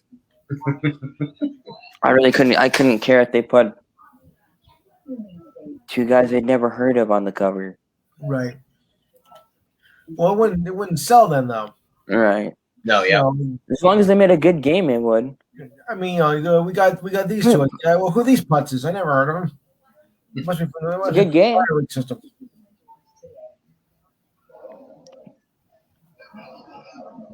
And then Le'Veon Bell saying he doesn't want to play for Andy Reid anymore. So Yeah. guess his days in Kansas City are gone. I'll ring his bell. Yeah, Yeah. well, he still got that promising rap career he can always fall back on. Yeah, I happened to sit through Urinating Trees 3-hour rant on that whole thing. Now, how is Urinating Tree? If you get a chance to watch his YouTube channel, some of the videos he comes out with are Great. great. I know. The one, my all-time I love favorite is going to be the Maple Leafs one. That's got to be my all-time favorite that I've seen so far. Yeah, that's a good one. His rant about Toronto, about the Leafs and the organization. Speaking of urinating, we heard from one of his colleagues just now. He's got there. I know he's in with like 3 other guys that they do a podcast every week with each other. A group kind of like what we do here, but they each have their own individual shows. One of them is a Green Bay Packers fan, so that was the whole topic a couple weeks ago was about Aaron Rodgers. So they were talking to him about that. So we have been My favorite segment from Urinating Tree is Days of Our Steelers. Oh yeah, he's a Steelers fan. He's a Yinzer. Steelers fan himself. So He's not all bad, man. yeah, he's a big Can't be all Steelers bad. fan. The Cleveland Browns football's professional Holocaust. That was a good one. I love sports ball. Sports ball is always good.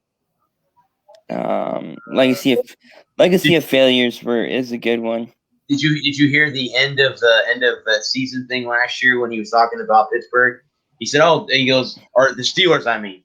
He said, if Ben Roethlisberger comes back for the 2021 season, you can fuck off this season too. So we'll see how the Steelers do here.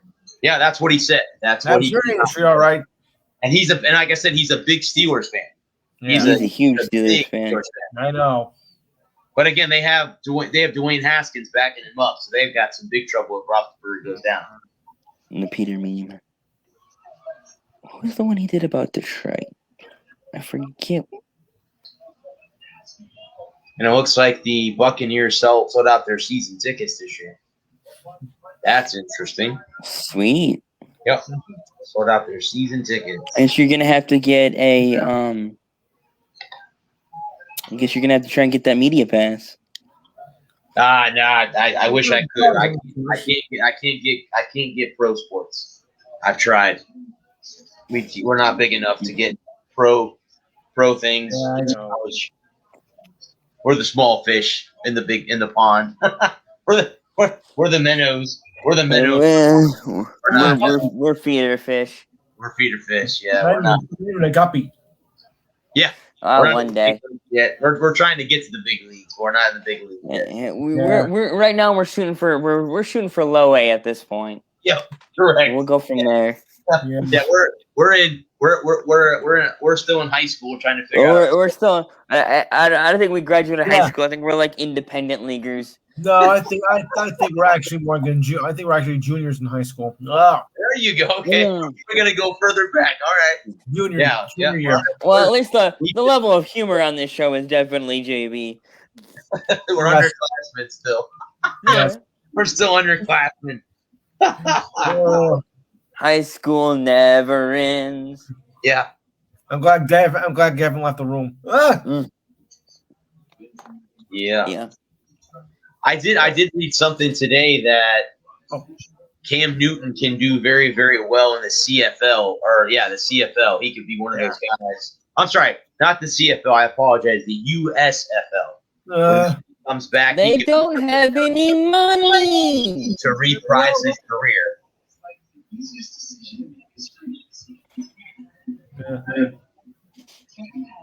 Would you give the USFL a chance to finish the season? Let's put it that way. Yeah. They get a freaking open taco truck. If I ain't got any tacos, it doesn't freaking matter. We all the greatest tacos in the world. If I ain't got any money, I ain't got no tacos. The tacos.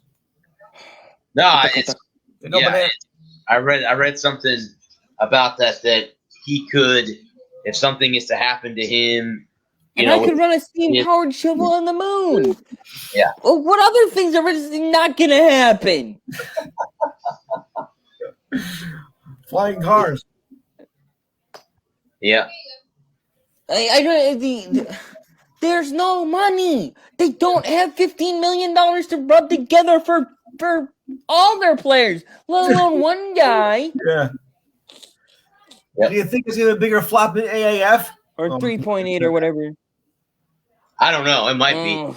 Because like I said, I think that's why the XFL and CFL are combining. Because they know they can't do it on their own. And they've been kicking around I mean, the idea of kicking it around. You know, the CFL's done decent. Yeah, the CFL's strong. They're strong. But they have the fact is that they're the Canadian Football League. Yeah. So they're the Canadian football. But And you know that they have their market. They cornered their market. They know their market, and they stay in their lane. Yeah, but they're crap. I mean, their system is ridiculous. I mean, you only get three. You only get 3 instead of 4 first downs. Your scoring system is whacked out. I mean, really, it wouldn't have done football. If they had 4 downs, I'd love Canadian football. It's so different. It's so fun. But that shit's just gotta go. Give me 4 downs. You can't really set anything up. It's dumb. When I was at the Outback Bowl a few years ago, there were scouts there from the CFL watching those kids. So, I guess they have a draft too, just like the NFL does. Yep, they do. So, yeah, and don't forget about the new league, the CXUSFL, or we want to call it. I would not be surprised if the USFL, XFL, and CFL end up merging all together to make one league. Yeah. But we're trying to come up with a name for it. The CXUSFL. Sounds good to me. Or the CUFXFL, or whatever you want to call it. It's an underground. It's also an underground radio station in Canada, I think. Right. Yeah. Somewhere in Toronto. Yeah.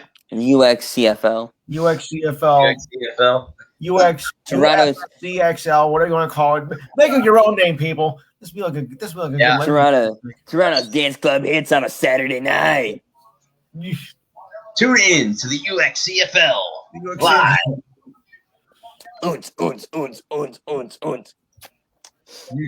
Live from Halifax, Canada.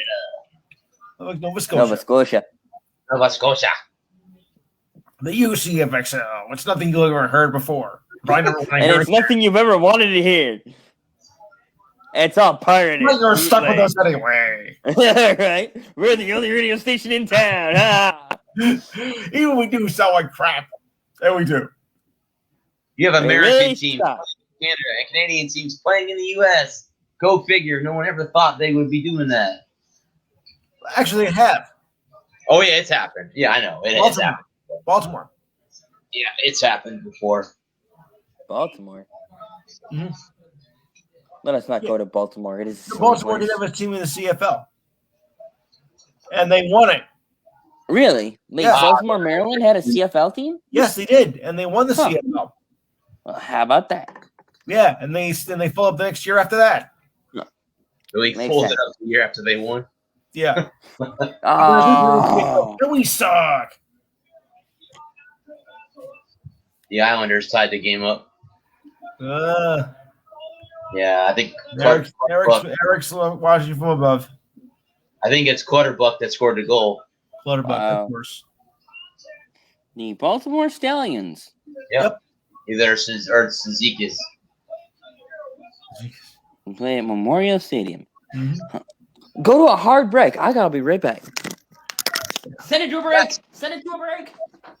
That's interesting that there was actually a CFL team in Baltimore. I didn't know that either. There was another, I think, team in the CFL from the U.S., but I can't remember which one it was. But I know they had 2 of them. Not in Los Angeles, right? No. Okay. Oh, God, no. No, but I think it was in the western part of the United States. I just can't remember which one it was. I know it was Baltimore, but I know there was another one too. Let's see here. Let's see. Yeah. U.S. based CFL team. If they remember that. CFL teams. Let's see.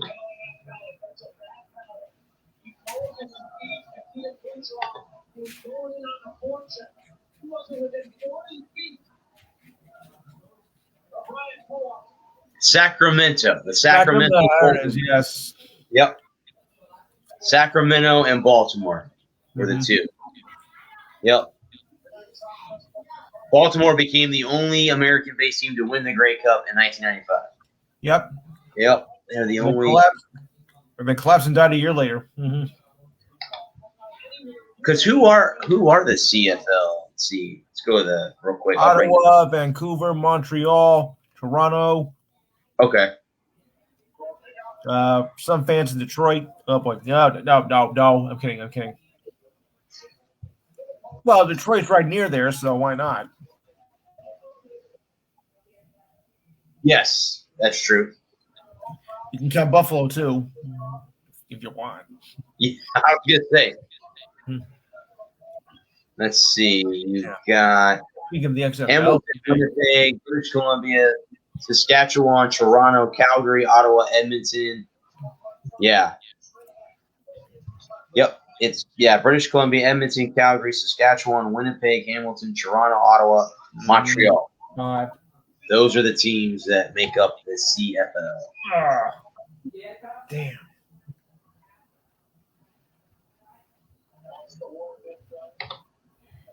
56-48, Lewis. Is that where it's at right now? 56-48, the guys 3 point. The Nets could have had it. It could have been cut to 2. Now, but eight's not a blowout. So No, not at all. well, you're starting to choke a bit. Never mind. Speaking of the XFL, there was an article too that something about the XFL was wondering what it would be like for Dwayne "The Rock" Johnson to show up at a CFL game in 2021.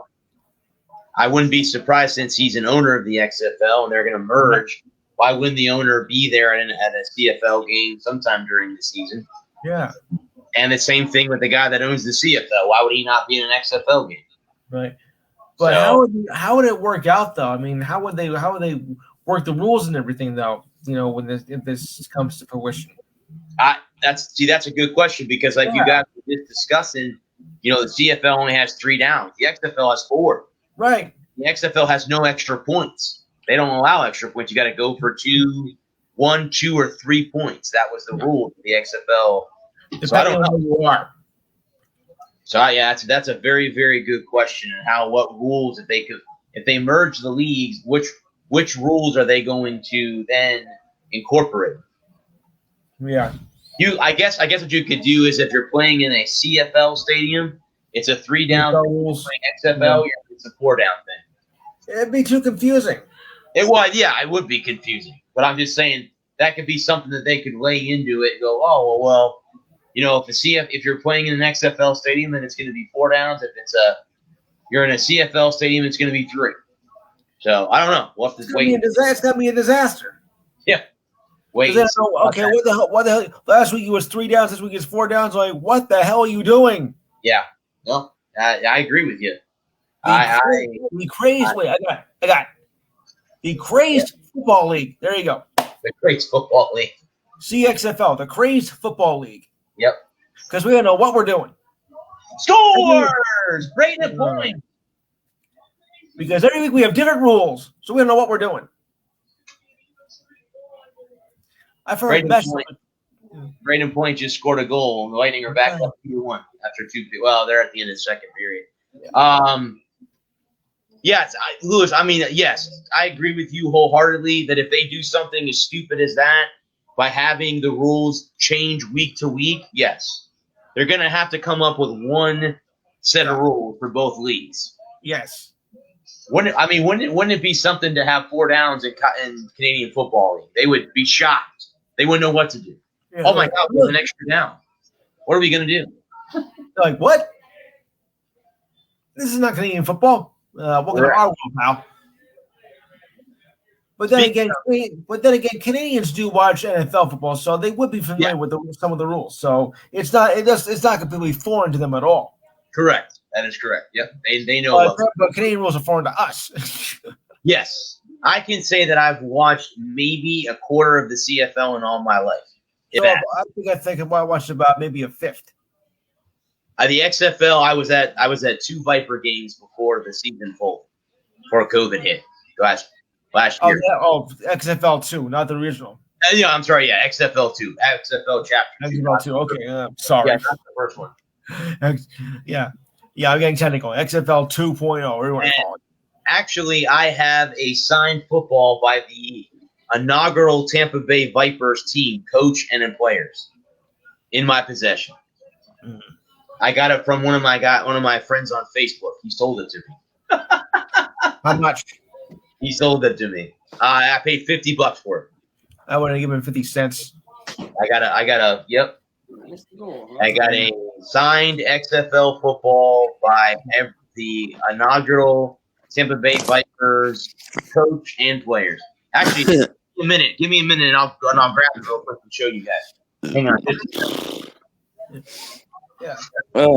So we were just discussing, how would they, work the rules out? If they because it's gotta be too confusing, to change the rules every week. Right. Yeah. We thought of a new slogan. The Craze Football League, because it's gonna be ridiculous. The CXFL, the Craze Football League, because we don't know what we're doing. Right, clearly. Yeah. All right, guys. So here's the evidence. My Vipers ball. I gotta bring it down. Mm-hmm. Nice. Yeah. That's cool. Yeah. Like I said, it's signed by all the players and the head coach, and I just got silver marker all over my hand. Hopefully, it didn't take anything off the ball. Oh well, if it did. At least you got a real Viper. Yeah, because if they do change the Canadian football rules for 4 downs, I think they would have a conniption fit in Canada. No, right? Not really. Because, like I said, there are some Canadians that do watch American football, so they are familiar with it. I mean, they just haven't adapted to their league, but they know that the American Football League has 4 downs. So they are familiar with with our version of the game. It's just that we're not familiar with them so much. Yeah. Because basically, why? Because we don't care much. Like I said, I may have watched 1 quarter of the CFL in my lifetime. Yeah. Maybe. I've watched several CFL games, basically, because the CFL is a summer league, so it's like I want football, so. Right. And the Grey Cup is in November. So the Nets are down by 8 going into the half. Is that what? Yes. Is that what it is? Uh-huh. Yeah. I just clicked over to the NBA's website. Well, they can come back from 17 down in the last game, but then again, that was at home. They could come back from this, but it's a lot easier to come back at home when you're training with that much than on the road because you don't have the momentum. Right. Well, at least that's the way I look at it. Looks like the Yankees are up 5-4 in the top of the 7th inning with 2 on, 2nd and 3rd with 2 outs. Cubs are up 2-0. Braves are up 4-0. I know someone was at that game yesterday. Astros are up 7-0 over the White Sox. Cheaters. The Reds and Padres are at 0 in the top of the 4th. The Rockies are up 5-0 over the Brew Crew. The Tigers and Angels, which if you guys do want to know, is on YouTube, and you can watch the game for free. Yeah. The game of the day, right. As long as you have YouTube. As long as you have YouTube Premium. Oh, I have another way to get it. The Rays and Mariners are getting ready to throw first pitch. The Indians beat the Orioles 10-3, and the Giants beat the Diamondbacks 10-3. And I think the Diamondbacks don't they have the worst? How many games have they lost on the road? I think they just set a lot.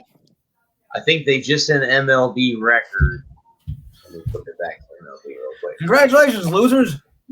I think they set up. Let's see. Yes, with a 23rd consecutive loss away from Arizona and a 10-3 defeat. So they've lost 23 games, which is a new MLB record. Wow. Those consecutive losses on the road. So that's interesting. Congratulations, losers. MLB record. If the Rays lose to the Mariners tonight, the Red Sox will be within a half a game of first place in the AL East. So that's interesting. But if they win, then guys, I will be at the Rays Red Sox game next Tuesday when they're here at Tropicana Field. Okay. I see. So I'll be at the game next Tuesday Are they night. just getting started? Yeah, they're in Seattle. So their first pitch is at 10:10. Tigers on the They're West Coast. on the West Coast. Yeah, they're on the West Coast. Yeah, so I won't do the Saturday show with Taylor this week because of that. I thought it was an afternoon game, but I was informed that they're gonna have 10:07, and we are not doing a 1:30 a.m. post game show. No, thank you. But for why I've not? done it before. I've done it. You can pull an all-nighter. Drink some coffee. I've done it. I've done it, man. Pull an all-nighter. And how the next morning, everybody thought I was a zombie. And then you bit somebody, so they were like, "Oh, yeah." Yes. Not really. I mean, because here's how the way it worked out. Back when I first started with Taylor, we were also doing late night post games, and we were also doing play in games. When the game was on late, we did a whole game where I was coming in late because I was doing another show. We did those games, our own commentary when the game was in progress, and sometimes we didn't stop. We didn't until like 1:30 a.m. Oh, wow. Oh yeah, and so when we reformed last year, like no, we're not doing this anymore. I'm not gonna say Right. in the morning be half dead when I wake up. Yeah. I mean, I think both of us were actually fell asleep during a game. Like, oh my god. Yeah, been there, done that. And well, try going extra innings. It makes it even worse. No, I bet. Yeah. I was going to say, you don't account for extra innings either, do you? At that point. I mean, thankfully now they've shortened extra inning games for the most part because nobody's gone past 12 innings. Right. The last year and a half. But when these games go 14, 15, 16 innings, and they're playing in the West Coast, and you're trying to do a post game or a whole game in progress, like, oh my god, I think I'm going to explode. Ugh. Right. Game didn't start till 10:10 Eastern. 10, and the game ended at 4:30. And the game ended just before the sun came up at 5:52 a.m. Eastern time. Good morning, everybody. Here's the question I have. Okay, so let's say you're a fan of that. The game starts, you're there, you're an East Coaster, and you go out to the West Coast, and now you're in a game. Doesn't end until 3 o'clock in the morning. Do you sit through the entire game, or do you go back? I'm going back to the hotel. I'm going to go back to the hotel now. Or do you sit? I did that. I think it'd be fired. I would plan on just being there for the whole game. I think And, if I was going to the West Coast to see, let's say, I wanted to go see Dodger Stadium, and I went to a Dodgers-Tigers game in LA, I would make plans to be there the whole night. Yeah. Like I wouldn't that would not be the first thing I did. I would go out there for like 3 or 4 or 10 days, and that would be like something in the middle. Once I got acclimated to being 3 hours behind, and I got over my jet lag, so I didn't fall asleep in the fifth inning and end up on on Sports Center that night. Right. Yeah. Well, here's a question I wanted to ask both you guys. Yes. Would you guys sit through a game if your team was on the end of a perfect game? Yep. Would you sit there and watch the game all the way through? Yes. If your team was on the bad end of a perfect game. Oh no. No. No, on the losing end of a perfect game, no. I'm talking about the losing end of a perfect game. How bad is it? No. What's the score? 18. Well, I don't know, 1-0, 2-0. I don't know. I'm gonna watch. Scoring. No. I'm gonna watch. Okay. Nothing. I think maybe I'd stay for. I wouldn't enjoy it, but I think I'd stay for it. Right? If it was So what would be the number of runs between 7. I'm out of here. I'm getting the hell out. 7. 5. 7. 7. Okay, am I in person? Yeah, I'm in person. Oh yeah, no, I don't leave. No, I don't leave. I'm staying for the whole damn thing. Okay, that's what I'm talking You never, about. you never leave early. You never leave early. Not You even never know what's gonna happen. If your team is on the losing end of a no hitter, you Have guys. a perfect game? No, I mean, a No. perfect. Excuse me. Yes, a perfect game. no, Yeah. I'm staying. I'm staying for the whole damn thing. I don't care how bad it gets. I don't care if they're down 18-0. I don't care. No, I don't care if they've been mowed down 1, 2, 3 for the last 8 innings. You stay for the whole damn thing. You bought the damn ticket. You're gonna use the damn ticket. Okay. There's only been 25 perfect games in MLB history. Yeah, Yeah, that. something like that. 20. I think it's 23. 23. 23. I think there's been 23. Yeah, something like that. Yeah. So- No. If I'm actually at the game, no, I don't leave. I've paid for my ticket. I don't care how bad it gets. It's never over till it's over. Thank you, Yogi Berra. I don't. When you I come don't to the think- fork in the road, you take it. I don't think that I would leave either, because if you're No. going to witness history one way or the You're other. right. Even though it's on our side.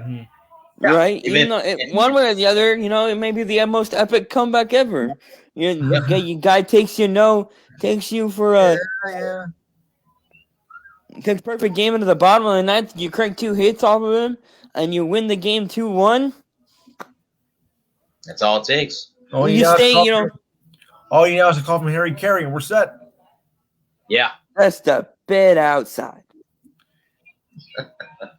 That was a Harry Carey. That was Bob Euchre. Yeah, Same difference. just the best. That's, Just a bit outside. I actually like that movie. Yeah. and Bob's still in the booth in Milwaukee, right? I think he's still doing. Is he? Milwaukee. I thought he retired a couple years ago. I thought I did too. As far as I know, you could check. I mean, check from. I'm gonna look it up because I know that Vince Scully retired. Vince Scully did it. Well, he's 130 years old. I mean, what do you want? No offense, Vince, but Right? Between Vince and Ernie Harwell and Red Yeah. Barber and all them, that you can't. I mean, the three of them.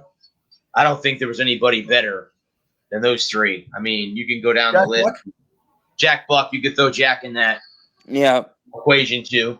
Dick Enberg. Maybe Yeah, not. Football, he's more football than he's baseball. football and basketball. Yeah. Yeah, But he is a legend. I mean, I got to put him in there. Oh, right. no doubt about that. Yeah, no.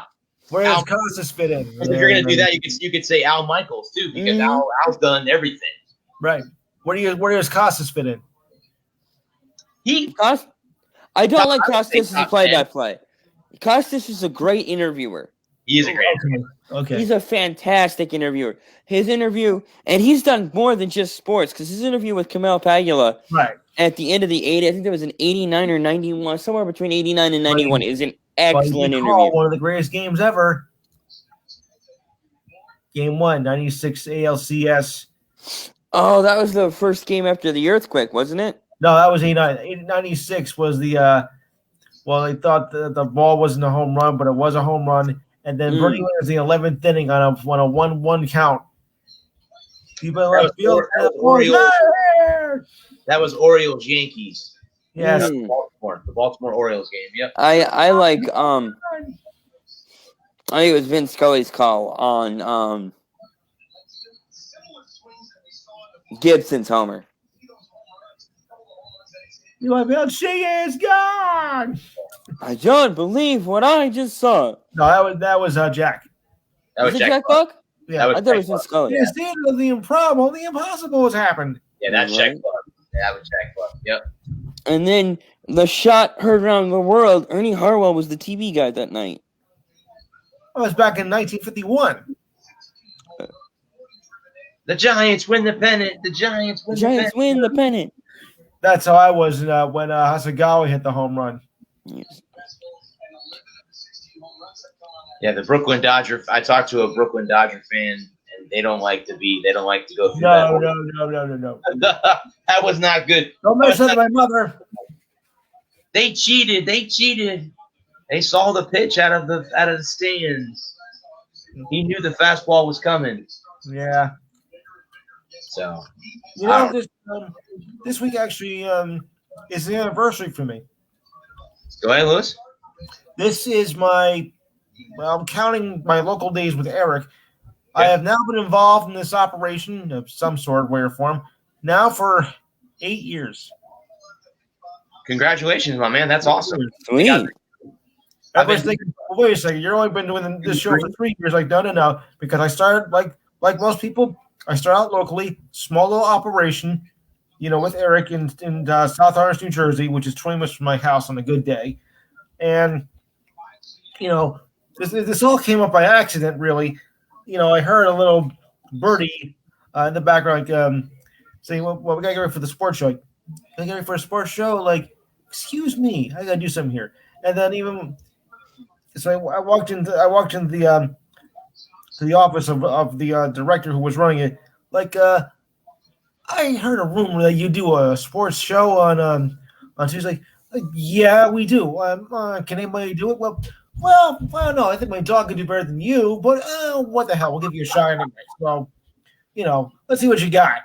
So, so it was around this time of year in June 2013. I gave it my best shot. And, I was going to first, it was originally going to be just a summer operation because I was doing other things at the time. But then, Eric approached me. Hey, would you like to be the co-host? Like, hey, does Spider-Man spin a web? Yeah, I mean, sure, I would love to be the co-host. So it's like, it's like, well, I didn't think it was. I thought it was going to be a few weeks, but then I guess like, you like me, you really, really like me. You're like, and for 7.5 years, we did the show together. The days varied from our schedules and stuff. So sometimes it was Tuesday, sometimes it was Thursday.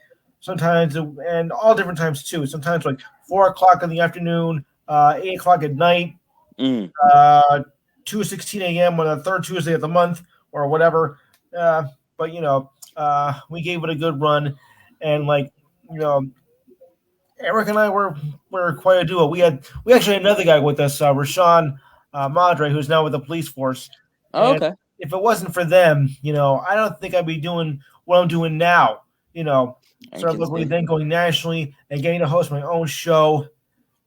I mean, for the last 8 years, I'll put it into another way with another sportscaster, Vernon Lundquist. Dreams do come true. That's right. Mm-hmm. I can second that. It took me a long time to get here because I once tried for broadcasting school, and they thought I was just completely awful, and I was just so distraught. Right. I would never even do it again. Right. But and because this is something I've been wanting to do for a long time, but you know what? I got the last laugh. There you go. I got the last laugh. You said I couldn't do it. Oh, your speech is all wrong. You're too slow. You're this. You're that. Like, oh yeah. If they can only see and hear me now. Ah. So I found it. Oh. So Russ Hodges was the Russ was the radio guy for WMCA Right. AM in New York. 570 AM. It was the first ever nationally televised baseball game. And Ernie Harlow, who was Russ's partner at the time, had the Giants call on the on WPIX, Channel 11. Wow. which was the NBC affiliate. Ah. And he says his reception was not recorded or something. His description was not recorded. He later recalled saying simply, "It's gone." Almost at the moment Thompson's bat struck the ball, and then watching it in dismay as the ball began to sink. I thought to myself, if that drops into Plavko's glove, I'm in deep trouble. As the ball disappeared into the lower deck, he recalled, no further commentary was necessary. The pictures took over. Mm-hmm. I remember seeing an interview with Ernie years later, and he was talking about that, and he's like, only my wife remembers exactly what I said. Uh-huh. But then 25 years later, the Yankees hit a monstrous home run. Bottom of the ninth, first up at bat, Chris Chan was going up. And his first pitch, he hits a home run. Like, I don't believe this. I was just 6 years old, and I still recall Oh my goodness. I remember. Oh, wow. So it was the bottom of the ninth ALCS bases. I can never remember. It was 3 on, 2 on, or 3 on. I want to say it was 3.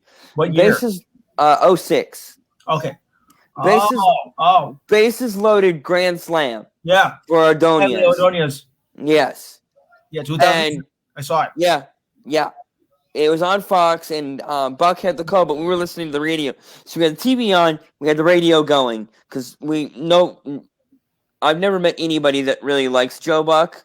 So, and so if you have a chance to listen to your local broadcast, you listen to your local broadcast. Yeah. And Jim Price and Dan Dickerson are two of the best who have ever done it. And Jim Price's call, I'll go back every now and again. I'll get the itch to watch it again. And Yeah. I'll go back and I'll watch it, and I get goosebumps every single time. You should have heard when And then the Charlie playoffs ended and nothing ever. And then the playoffs ended and nothing happened after that. Nothing. Yeah. Well, Charlie Nothing. Steiner was No. doing the call on ESPN radio in 2003. The game was tied, and the first pitch was coming with the home run by Aaron Boone, and we were coming up in my driveway. My friend and I were just beside ourselves when the home run hit. Like, here comes the call. Yeah. It's us, way. There it goes. And the Yankees are going to the World Series. And we woke up the I whole remember that. neighborhood. It's like, Yeah, I remember that. That was like 1:15 in the morning or something like that. Oh, no. Oh, yeah. Well, just after midnight. Was it just after midnight? Yes. And I remember that. Boston Red Sox, was it not? Yes. Yeah. Thank Yeah, you. after and I went to and bed then pissed off that night. Pissed off. I Pissed bet. off. My It mother's was like, funny. right? It was funny at the time. I rooted for the Yankees, and so I went to bed happy that night. Yeah. We just And came then, home. Yeah. and then the Yankees signed Alex Rodriguez, who I absolutely could not stand. So then Yeah. I hated Alex Rodriguez. I hated him. I mean, it was just like we were just completely beside ourselves that night. Yeah. Went to my driveway, the home run hit, and my mom saw you know what happened, right? Yeah. Oh boy. Yeah, we had it on in the car on the way home. We On didn't the car way miss it. home, we were like, we won the peg. Yes. Right? Yes, that was not. And both Charlie Steiner and the local guy with both in unison. Yankees win! Yankees win! Oh boy! Right. He's still on the air, is he not? Isn't who's their radio guy for the Yankees? Yeah. Well, this was back in 20th. I forget his name now, but It's Michael Kay does their TV, right? Michael Kay. right, Michael Kay is the broadcast booth. Okay. Yeah, I am. If you guys go ahead and decide to end it, that's fine with me. Oh, I yeah, have nature is calling again, so if Right. I come back and you're still here, we're cool. out of here. If you're not, then that's we're cool. too. we're at the 2 hour mark anyway, so All right. we're right ahead. You Right, have yeah. a good night, gentlemen. Thanks. Adios. Gentlemen, we'll go ahead and end the show on that one again. Thank you guys. This has been the Walker Report, part of In the Zone Sports Talk Radio. If you guys, again, want some In the Zone Sports Talk Radio gear, head over to squadlocker.com and type it in, and it will present the shop to you. Again, we are sponsored by CreatingZenSpaces.com. It is the local choice in St. Petersburg, Florida, for house cleaning, organization, decluttering, and pet sitting. It's about finding the peace within you, adding comfort to your life. And guys, remember, Zen Spaces begins with you. Be kind to yourself and one another. And again, everybody, please head over, if you have time, to check out the YouTube channel, The Sportster Bradley Walker, where this show and my show tomorrow night will be in its entirety. But before I go, Lewis, go ahead if you want to tell them about your show on Saturday. Yes, it's called Be Kind to Dumb Animals. The Enhanced Sports. Yeah. Well, either way, Enhanced Sports Show, Saturdays, 5 to 7 p.m. East Coast time. Number to call is 512-543-4662. Number again, 512-543-4662. And we got a plethora of stuff to talk about probably over the next couple of weeks. We got the playoffs still going on. I'm going to be covering Euro Cup for those of you who care. Mhm. We're going to also do with the Major League Baseball snafu this time with Spider Track. So follow me very carefully, please, because it could be lengthy. Mhm.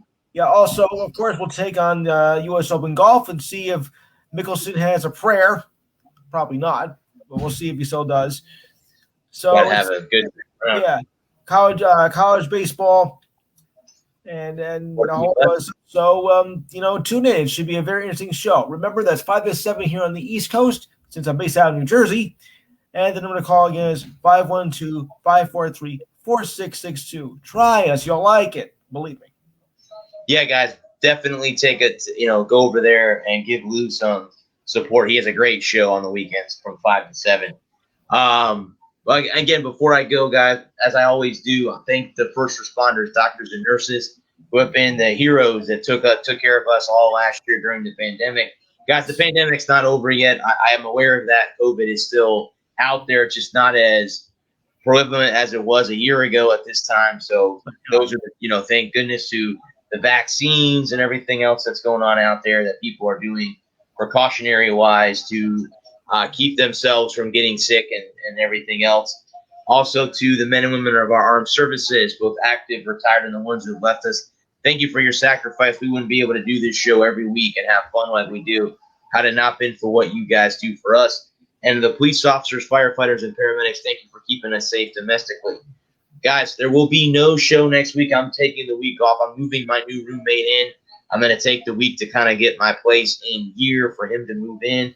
But we will be back the first week in July because, again, July 4th means, I think the MLB All-Star break, I think, is in around the 4th of July or something around that. No,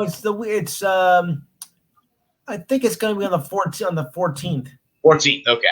Yeah, so we'll be back. We'll be back to talk. We'll be back to talk talk about everything at that point. Oh yeah. I will be on the Sunshine State Sports Jabber guys tomorrow night. That's part of NGSC. Lewis will probably be with me as well as he joins me every Friday to talk about all Florida sports. It's not a nation show, guys. It's all Florida sports. Right. So I will be talking all the Florida teams and stuff like that. But, guys, I will see you tomorrow night. I want to thank my two great co-hosts for coming and joining me tonight. Again, sorry for the delay at the start of the show. Obviously, Adam's having the same issue I was at the beginning of my show because he's now, in the restroom. But, guys, we'll see you guys. We love everyone that takes a moment to stop in here and watch us for a few seconds or whatever. Thank everyone out there. Everyone, please stay safe. Peace. Play it safe, play it smart. Well said.